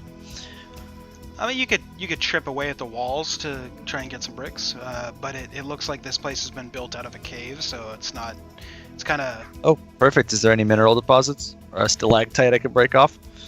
Not really, but it was like there was a cave and then they bricked up the inside of it. So I mean, you could chip away at the bricks, find a way if there's something behind it or whatever.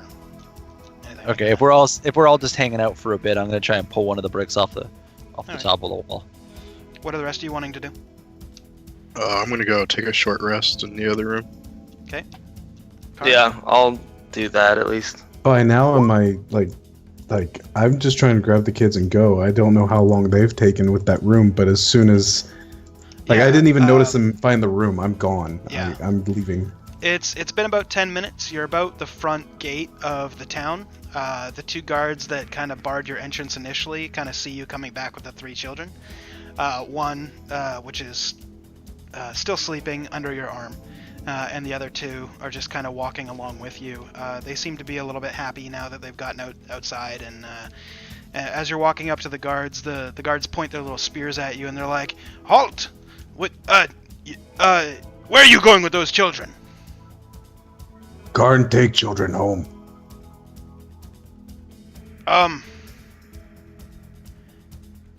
Is this true? And he looks at the children, and Sandra's like, yeah, we're finally going home. We were taken. Yeah, and there's under his arm. There's another one. He's asleep. But I'm gonna get to go home. And they're like, okay, well, we'll escort you. And the two guards are now flanking you on both sides as you start making your way to the children's homes. Ubruk, what were you doing? I was sitting in the corner of the other room, looking at the vampire's robes, trying Gotcha. Gotcha.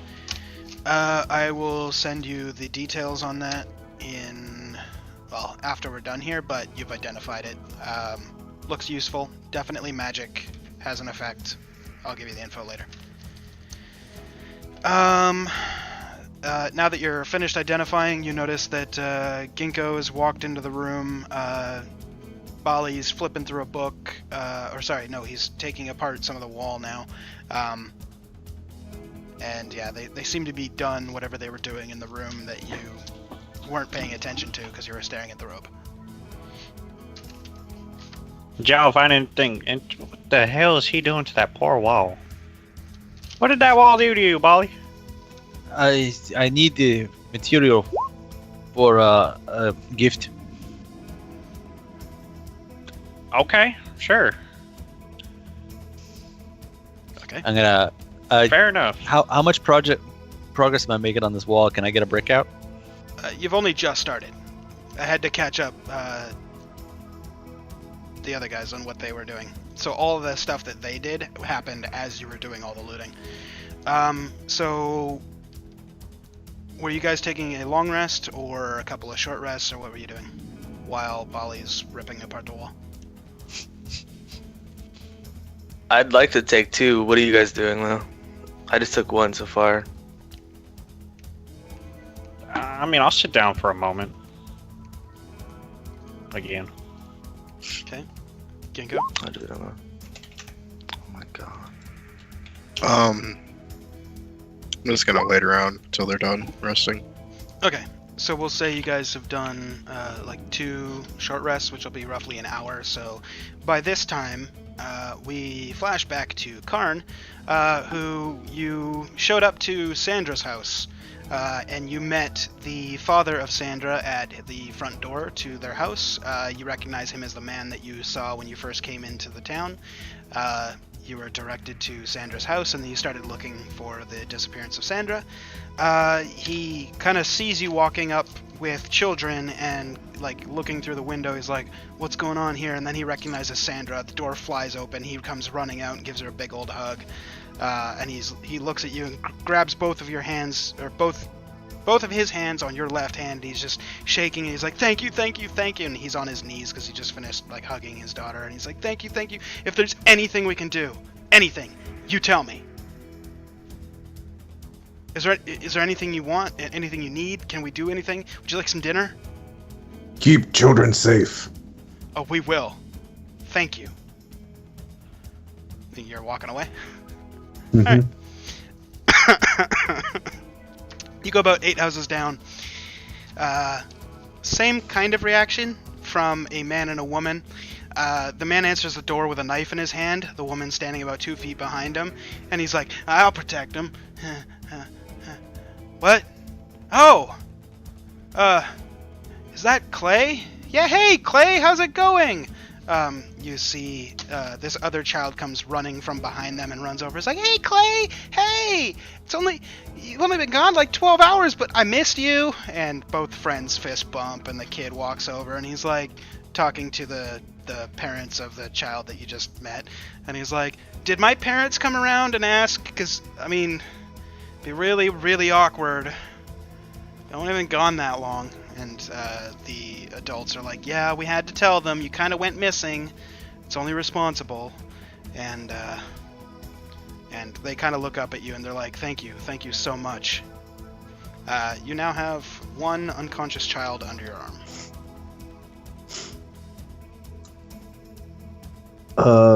I have no idea where this child goes. That's right. And he's asleep, so you wouldn't be able to tell where he goes. Do I know where the constabulary is?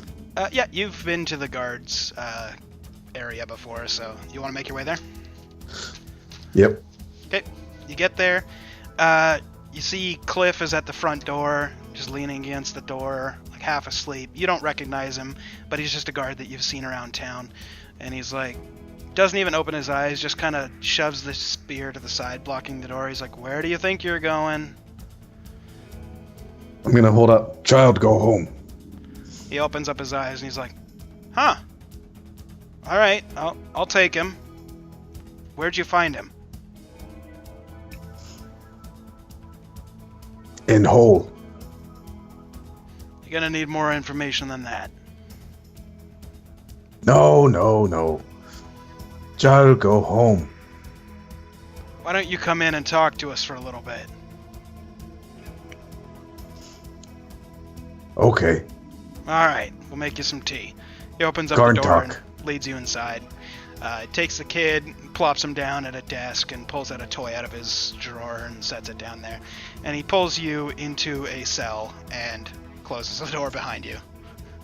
And he says, "We'll talk in a minute," and goes and sits down at the desk and starts, like, the unconscious kid sitting there, the toy sitting in front of him, and he's just like, hey.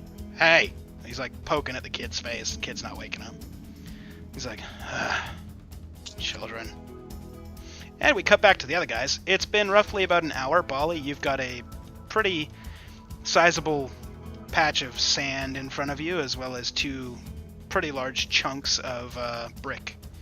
As you managed to pull the brick, but, you know, in your haste, you kind of broke it in half, and yeah. That's perfect. That's what I'm going for anyways. Yeah, I'm going to break it up against the ground, and I'm going to pull up my pottery tools. Okay. Which I have. I'm not ashamed to say. And I start mixing up some ceramic. Is anyone nearby me, like close by me? You're still inside the room. Everybody else has kind of went into the main room, and they're just chilling, short resting. Okay. Who's closest to me then?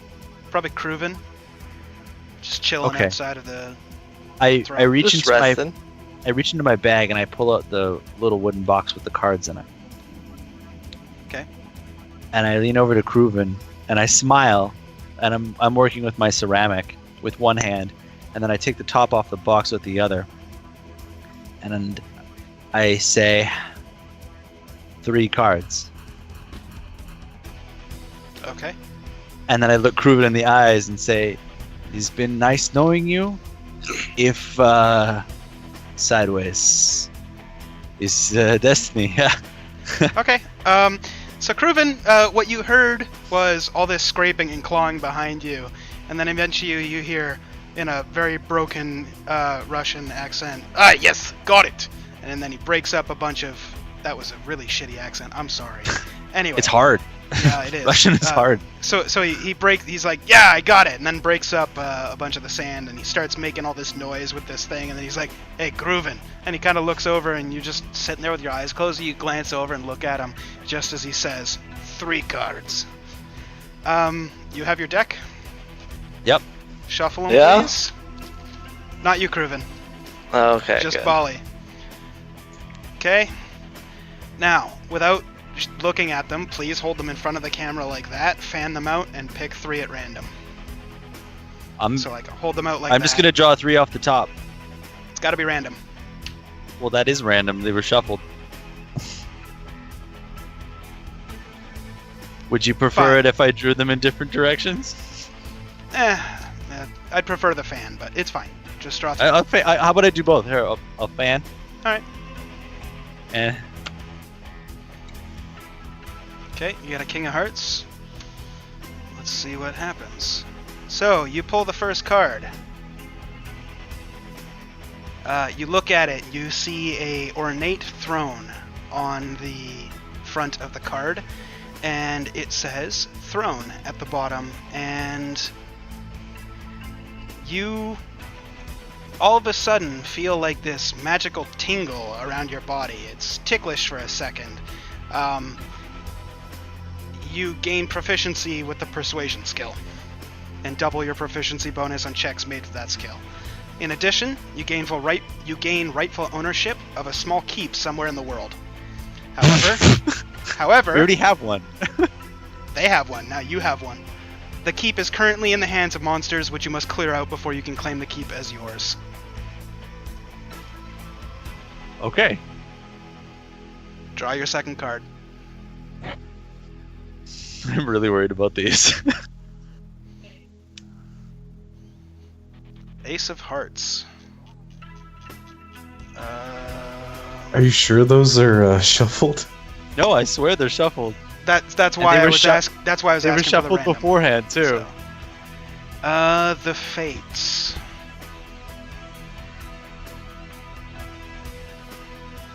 Wow. Okay. This card, you pull it off and you look at it.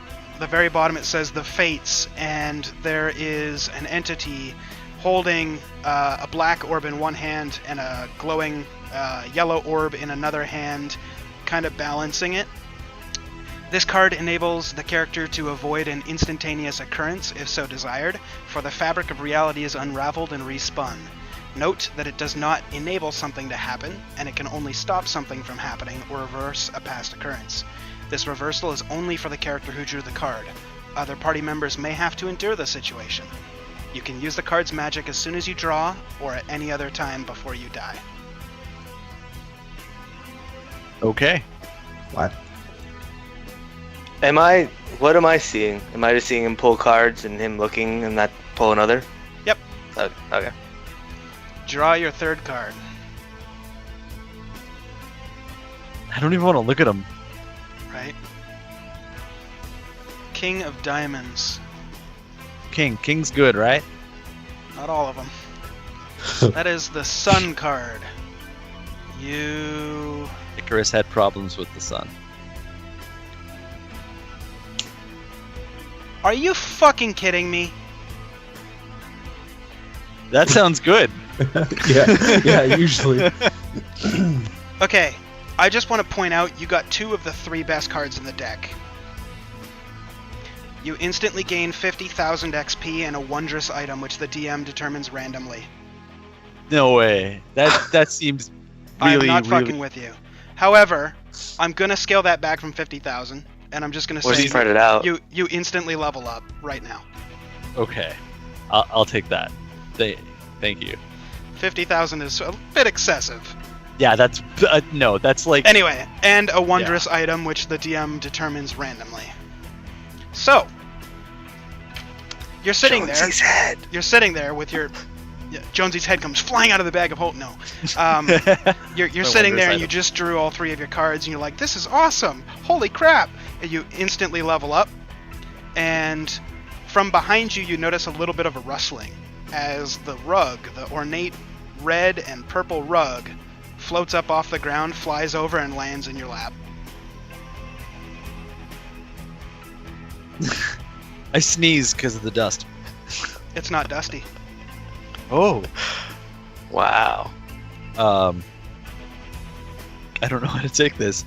I push it off to the side, away from my pottery. Okay. It falls to the ground and then floats up and is hanging out right in front of you, just floating there. I'm gonna push down on it with my hands, Okay. tentatively. Does it push all the way to the floor, or does Yeah. it hold my weight? It holds your weight a little bit, but since you're pushing on it, it goes down. Knowing your intention. Okay. And then I'm gonna scooch over and sit on it. Okay, you scooch over and And sit on it. I'm gonna look and see if anybody besides Grooven saw that. I'm So witnessing far- this. So and- far, the other and I- 2 haven't, but unless Kruven tips them off. I'm gonna try to motion to. May, I'm gonna may giggle I at him try like- to, Can I try to sit on it too? Alright, I'm gonna try. Okay. Gently. So you go over and you sit down on the ground on this rug. I should mention that it is still on the ground, since you haven't spoken an intention or whatever. Yep. I'm gonna wait till he sits on it, Okay. Okay. He sits down. and then I'm gonna raise my hands up and try to like. As I don't know how to use magic, so I'm like. It's in your head. It floats up about 4 feet up off the ground. I look so excited. A whole Yes. new world. Oh, sorry. I'm happy with that. Thank Hey, you. that's copywritten, sir. Thanks. why Now I it's gotta only pay one 5 cents word. at Disney. Oh God. That one I little start- line right there is like $5. I start calculating. Fucking, that's coming out of your paycheck. Wait, they're getting paychecks? No.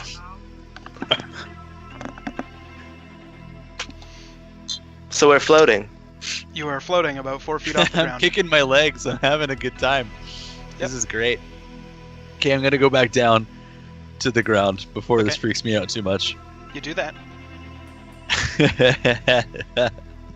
Yes. You can add to your inventory one, was it Fates card?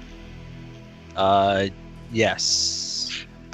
Just add like one Fates card effect. The card does go back in the deck once you're done drawing. As well as the other 2, both go back in the deck. You can also add to your inventory one magic flying carpet. One flying. That I'm so excited. What does it weigh? It Doesn't Nothing. I have a guess. weight. Why would it? Yeah. See. All right. This is great. I don't even know what to do. I'm gonna make a little pot, Okay. and I'm gonna make it big enough that I'm gonna draw a little vampire on the side, getting staked by Kruven, an elf man. Okay. And then a bear, and an orc, and a tiefling with the horns. Make sure you have the bear sitting on him. Yeah. I wanted that too. Okay. Do that. Do you have a pottery profession roll for that, or is that? I get a proficiency bonus to it. It depends on what I'm doing with my hands, but if it's dex, I'd add my dex modifier and my proficiency Yeah. modifier. Yeah. Do that then. All right. You make a serviceable bowl. It'll hold stuff. The picture inscribed on it maybe isn't exactly the best looking, but That's my first try. yeah, it's your first try. I'm looking in the pottery book to see how it goes. Yeah. Cool. Yeah. I gesture to the deck of many things, and then back to Kruven. Is also could kill you. I mean, you look fun, and Your I don't know what happened, but okay. Bali. Your character wouldn't know that What? No, what? that it could kill you. Oh. That would be meta. No, it's just I don't know what it does. It's a magic Right. thing. It could Yeah. kill you. Any magic enough. thing could kill you. I'm Touche. really worse for wear right now. I don't know if I really want to play life or death games. Hold on to it in case of panic. Okay. Panic happenstance. Okay. Yeah, and then I'm gonna pick up my carpet, I guess, and wear it over my shoulders like a robe. Okay. And so you come out of the back room with this carpet draped around your shoulders. Ginkgo and Ubruk, you guys look over and see Bali stepping through the threshold of the door, just past Kruven, wearing this weird-looking rug on his back. Since you guys didn't Well, watch you guys any of would've what s- happened, so you guys don't know. He just walked out, and he seems to have a spring in his step, and seems to be really happy. I'm gonna glance over at Bali. Let's just wait. That's a fancy looking carpet you got on your back there. Crew, would you tell him to pick Yes. that up for when we get you, our place? Yes. Yeah, it'll really tie the room together. Fancy. I like it. And the ceiling. You notice Ceiling. that as he's walking forward, it's not making the normal cape-like motions. Well, it's a And, carpet. It would hang really right, awkward. but because it doesn't have a weight, it doesn't adhere to gravity in that sense, and it doesn't really blow. So, yeah, you notice that it seems to almost move on its own, Ubruk. Just saying, because he said, Look at "Oh, that look." carpet a little closer. How about really close? And I shoot it off of me at him. Carpet flies over and scoops up underneath his legs, and Ubruk trips over backwards and lands on the carpet. Oh, shit. That was cool. I Yeah, like you're this thing. you're floating about 6 feet above the ground. I'm On a gonna carpet. rock him. Oh, hell no. Mm-mm. How high am I from the ceiling? About 2 feet from where your head's at. Not that much clearance. Oh, I'm gonna bring him down. I don't want him to be in danger. Yeah, you're not gonna get him in danger. I don't know if I like this thing all that much. It looks like it's got a fucking mind of its own. The carpet immediately flips over and dumps you. I need a dex save. Can I try to backflip off of it while it does that? Not really. You said that and it went meh. How close am I to him? 10, 15 feet away. Well, You can make it. no chance maybe. in helping.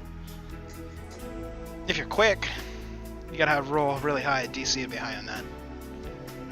Is that a Dex. saving throw? Just dex roll. Okay. Oh. Nope.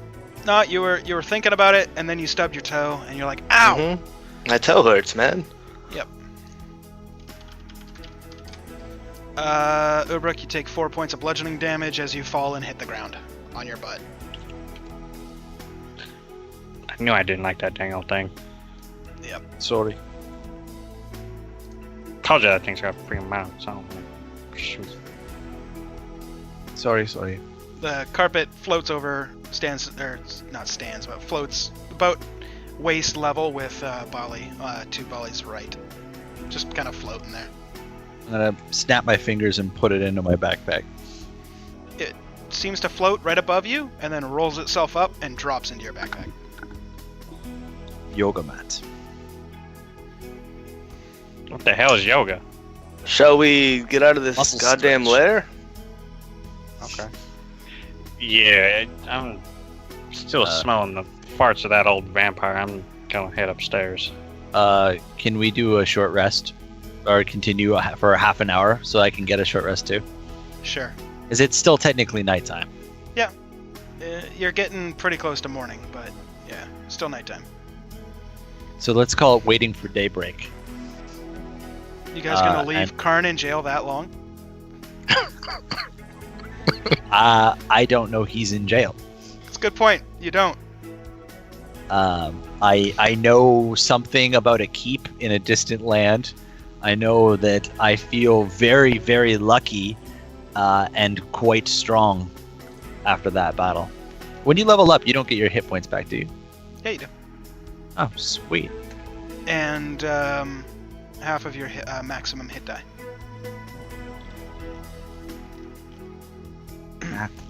Half your maximum. Oh, cool.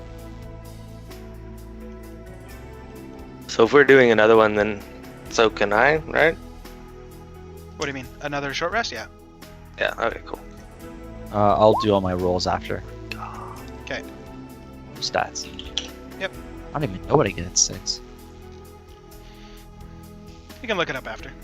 Okay, so as you guys short rest, about half an hour later, you guys feel a little bit more refreshed than you were before. What would you guys like to do? You know, I haven't seen Karn in a while. I know it don't take all that long to get it here back to the town. Let's go back in town. Yeah. That- Yeah. Oh. I agree. Let's get out of Sounds here. good, eh? Let's get going. Kind of missed that green fella already. Okay. So, we'll fast travel you guys as you guys make your way back. Start looking around town. Any places specifically that you want to look for him? Last thing you knew is he was going to drop off the kids. Wherever the closest guard post, I guess, would be. I'm just gonna go straight into the middle of town and start yelling Karn. Okay, so before that happens, you get to the main gate that he had to pass through. Well, there's one guard sitting there.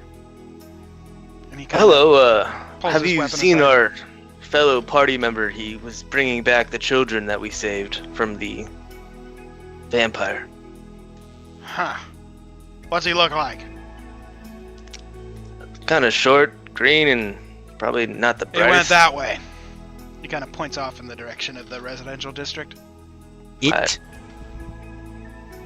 Huh? I think he meant he, but that's alright. We'll let that one slide. I said he went that way. He. He went that way. It's alright, Bali. Come on, let's go. I'll walk off with them. Are you mad at him for assuming Karn's gender? No, I'm mad because him referring to him as a creature and not a humanoid. No, I said he. I thought he said it. Gotcha. Bali thought he said it. We're good. Alright. You guys make your way to the residential district. Any place in particular you'd like to start looking? Or you just want to go About- with the Ubruk approach and just start screaming in the middle of town? How about Clay's house? Karn!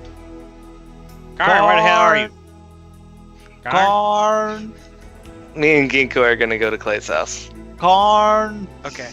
So as the other two are just yelling out Karn in their respective accents, Karn, what you hear sitting in your jail cell is a very, very faint Karn. Going back to the other two, you make your way to. You going to Clay's house, or are you going to his friend's house that he stayed at that night? The parents that we talked to, so it would be Okay. Clay's, right? Yeah. That would be Clay's. Yeah, Clay's house. Yeah, that's right, because the friend was over and Clay's the one that got taken. Sorry. Yeah, you guys walk over and the door swings open before you even get 2 steps up the little walkway, and the dad kind of opens up the door and he's got a knife in his hand still. He's like, "I protected him. See, we're all here. Also, your friend already was he your friend? The green guy dropped off Clay already. Where They did left. he go? I don't know. He's not much for talking. He was here. He dropped off the kids. Kind of surly looking guy, and then he just walked away." Can you come with us and vouch your story? Sure, why not? Thank you. He kind of turns around, speaks something to his wife, hands over the dagger, closes the door, and walks with you guys. Where are you going? There's no reaction to the Karn from the middle of town. A couple of people open up windows and they're like, "Shut up!" But that's it. I want you shut up. That looking for a dang old frame, man. Shoot. I'm trying to look for like the main area where the guards collected, or like an office post, I guess. Guards outpost, okay. You make your way there, and there is nobody outside, which is strange, next to the bulletin board, which you'd usually see somebody there. Door's closed. I'm gonna go knock on it. Okay. You knock on the door. After about 5 or 6 seconds, the door opens up, and Cliff is standing in front of you. And he's like, "Ah, hey, my friends. What's going on?" Have you happened to see our little green friend? He was with us when we saved the children. I may have. I just kind of glare at him, and I'm gonna. Would that be insight? That'd be insight. You're not sure how to read him. Come on now, Cliff. After all of our, background, play me straight. The background where you cost me a bunch of money on bets with your friend there in that pit. Come Alright, on tell now, you you what. got all the money back. True, but I would have won if you guys didn't interfere. Okay, here's the deal. You guys can come in, you guys can talk, but we're just about to interview him. He was walking around town, green-skinned fellow like himself, with a couple I'm of gonna- children. Back in Clay's dad forward? Okay. You do that. Clay's dad steps forward and goes, It's true. They said they were going to go save the kids, and then they showed up. They looked up, a bunch of information. They were looking around his room, and they said they'd come back with him. And then the green guy came, and he had 2 of the kids with him. There was Clay. I never saw the girl that was been missing this last little while, but he returned Clay to us, and he had the other kid slung under his arm. Seemed to be asleep. And then they left, and then presumably I guess he came here. I don't know. That's all I know, officer. I don't know. And Clay's like, "Let me check this story, see if it works out." Closes the door. You Cliff. notice. Sorry, Cliff. Yeah. So many C words in this fucking town. There's like 10 NPCs you guys haven't even met yet that all names start with a C. It's retarded. About 10 You're seconds the go, one that made them. right? About 10 seconds goes by. Thanks for that follow and or sub. I'm sorry I can't see it. Notifications aren't up while D&D. Anyway, about 10 seconds goes by, and everybody roll perception.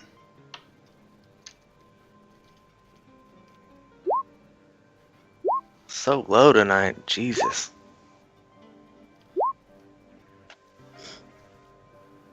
Alright, so only 3 of you failed the check. So Kruven, Bali, and Ubruk, you guys hear nothing since the door closed.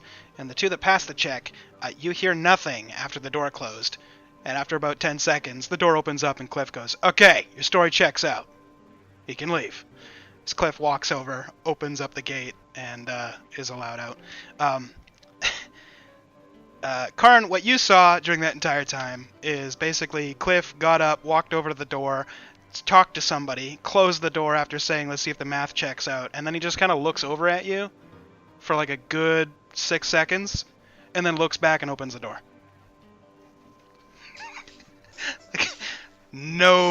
Nothing going on. Clearly doesn't care. And, yeah, he lets you out. And, yeah. Clay's dad is like, "Okay, well, if you guys ever need anything, stop by our place. Dinner, place to crash for the night, whatever, you name it, you got it. We owe you one." And then he turns and walks back to his house. And you guys are now sitting just outside of the guard's outpost. What do you guys want to do? So did I leave the unconscious kid in the guardhouse? Yeah, he. As you were walking over to the door, you see that he's just in the chair.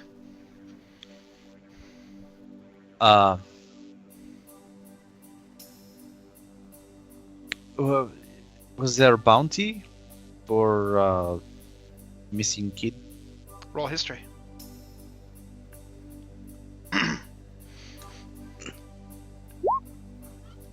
I have one of those pieces Yes, of there paper, was. don't I? Okay. Oh, okay. I'm gonna turn around and look at the cop. Door's closed. Yeah, I'm gonna knock. Okay. You knock on the door. Guy standing there in guard's outfit, and he's like, "Yeah, what do you? Hi? What's I'm up?" here to collect the reward for the missing children. Can I use sleight of hand to slip my boot between the door frame and the door? You don't need sleight of hand. You just do it. Slide of foot. Okay. He's totally dejected. He thought he was trying to hope that you forgot, and he's like, "Okay, come in." Yeah, I'm gonna just push my way back in through that. That's it. Yeah. You all filter in. You see this kid just passed out in the chair. There's a toy in front of him. It looks like his hand has been placed on the toy, like maybe Cliff has been like trying to play with the toy through the kid. Like, it's weird. Cliff walks over, goes to a little miniature bounty board inside, and he looks at it and he's like, "Okay, so what I've got here is 10,000 gold pieces. Hold on. No, it's 5,000 gold pieces plus 2,500 gold pieces per kid returned alive and unharmed. So Can I see if he was lying, trying to switch the price? you can roll insight. Also, Kruven, check Discord. I'm a terrible judge of humans.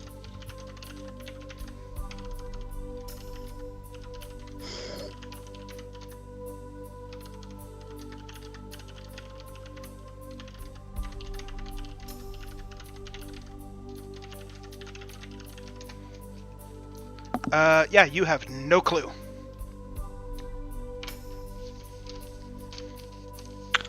And he looks up and he's like, "So, I see." I'm gonna glance over at Bali and make kind of a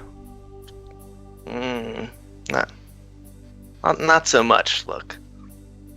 Not so much. He gives you that look. He's probably lying. Look. The guard looks up and he's just like, "Okay, so," puts 5,000 pieces down on the counter and he's like, "Now, I'm gonna kneel over and say, from what I pretty hear, sure. this child's asleep and the other 2 are injured, so 5,000's all you get." And he kind of scooches it across the counter towards you. I'm gonna I pull the slam note. my hand down on the counter and I say, "No bullshit. Where's my money?" I'm pulling out the note, slamming it on the table, slamming my dagger on the other side of the note, and saying, "What does that say on the fine print, sir?" He looks down at the note and he says, There is no fine print. It's written Mm. pretty bold. I'll deal with Go you in 1 ahead. second. He just looks back to Bali and he's like, "Did you just threaten an officer of the town?" No, I shouted at an officer. It's different. Okay. We got our eyes on you, buddy. Looks back to Kruven, begrudgingly reaches into his pouch and pulls out 15,000 more gold pieces and puts them down on the counter, scooches it all towards you, and he goes, "We good now?" I look over you at just, Kruven. You just robbed a poor town of gold that could have done so much good.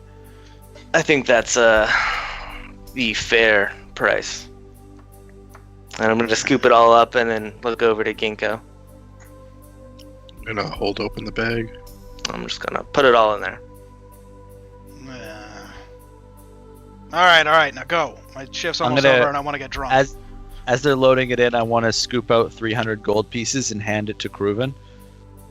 Say, for the window. For the window. Give a sleight of hand check. I just don't have another check to give him. Oops. Alright, Kruven, he handed you 487 gold pieces. Okay. Can I snap my fingers or try to remove the sleep spell from the kid? What does it say on the spell? Can you just stop at any time?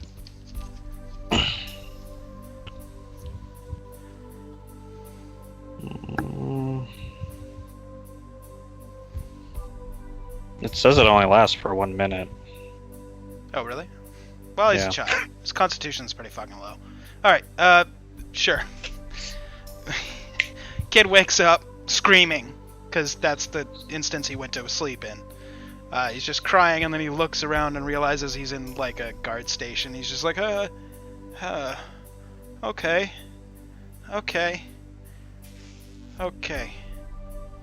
Mom! See, I told you we were the good guys. As he looks over, sees Bali, Ubruk, and Karn standing there, and just starts crying even harder. He's like, "I want my mom!" How old is this kid? Like 8. Okay, he's got a toy with him? There's a toy in front of him. It's not his. Passive wisdom would tell you Cliff gets bored. Okay. I'm gonna go to a knee and cast Unseen Servant, Okay. and I'm gonna make the Unseen Servant play with the toy in front of the kid to distract him. So it would look like it's floating. Yeah, the kid notices that this toy just picked up and started moving on its own, and hopped up from the chair and ran away screaming. Ran out the front door.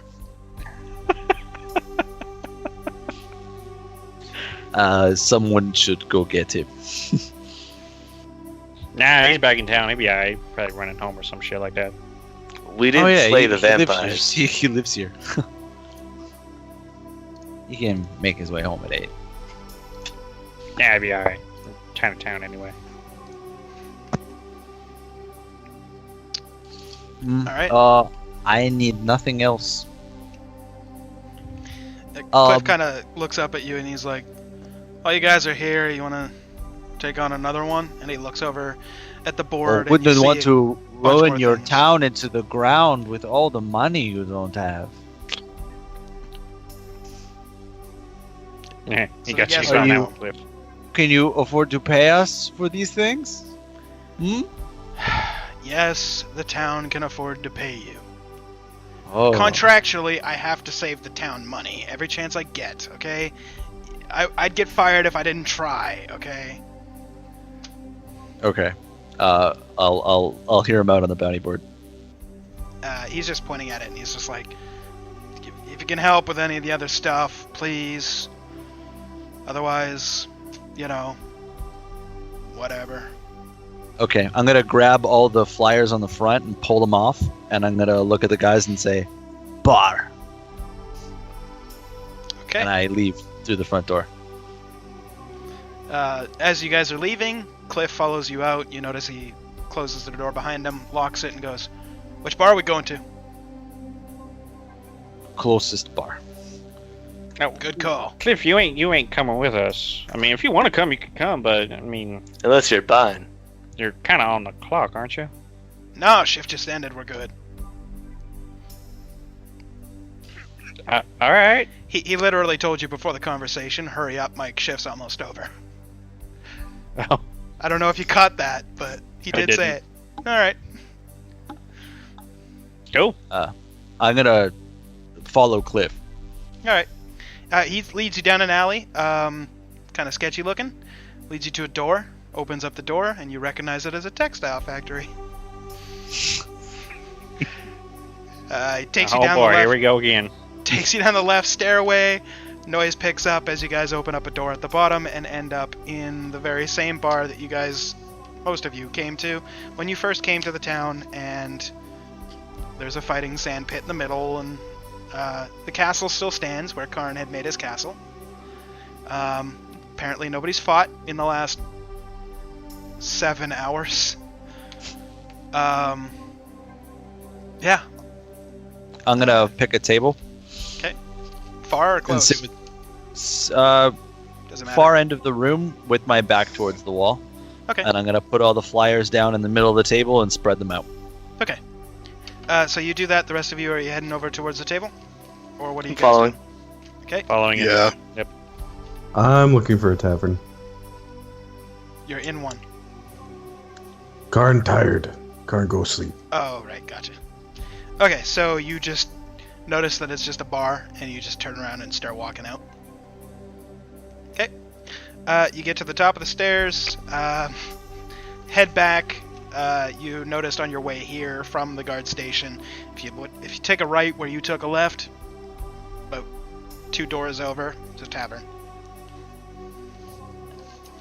So you head over there and presumably get a room for the night. The rest of you kind of sit around the table. Barkeep comes over, sets down a bunch of beer in front of you guys, mugs of ale, and that's where we will leave it for the night. Wait, And we wait. What? I want to end it with something. Okay. I rip off a piece of cloth and I put it on top of all of the rest of the things. Okay. And I go, these ones are for the town, and this one is for me. I have a mission too. If anyone else has something they want to do, throw a piece into the pile. I'm down Karn's for not whatever. there, but everybody else, feel free. You know, you helped us, we're gonna help you. So I mean, what the hell? Why not? Okay, now you can cap it off. All right. With that, we will end it for this week, and we'll pick up again next week with you guys sitting around a table, drinking, and Karn sleeping, and figure out what your guys' next course of action is. So, yeah. If you're watching this on YouTube, check out the Twitch stream. We go live every Monday, generally around 6:15. Go till roughly 9, sometimes a little later, sometimes a little earlier. Today, a little earlier. If you're watching this PST. on... Yeah, Pacific, thank you. If you're watching this on Twitch, consider following, subbing, yada yada yada, all that stuff. Thank you very much. Yeah, see you guys next week. We out.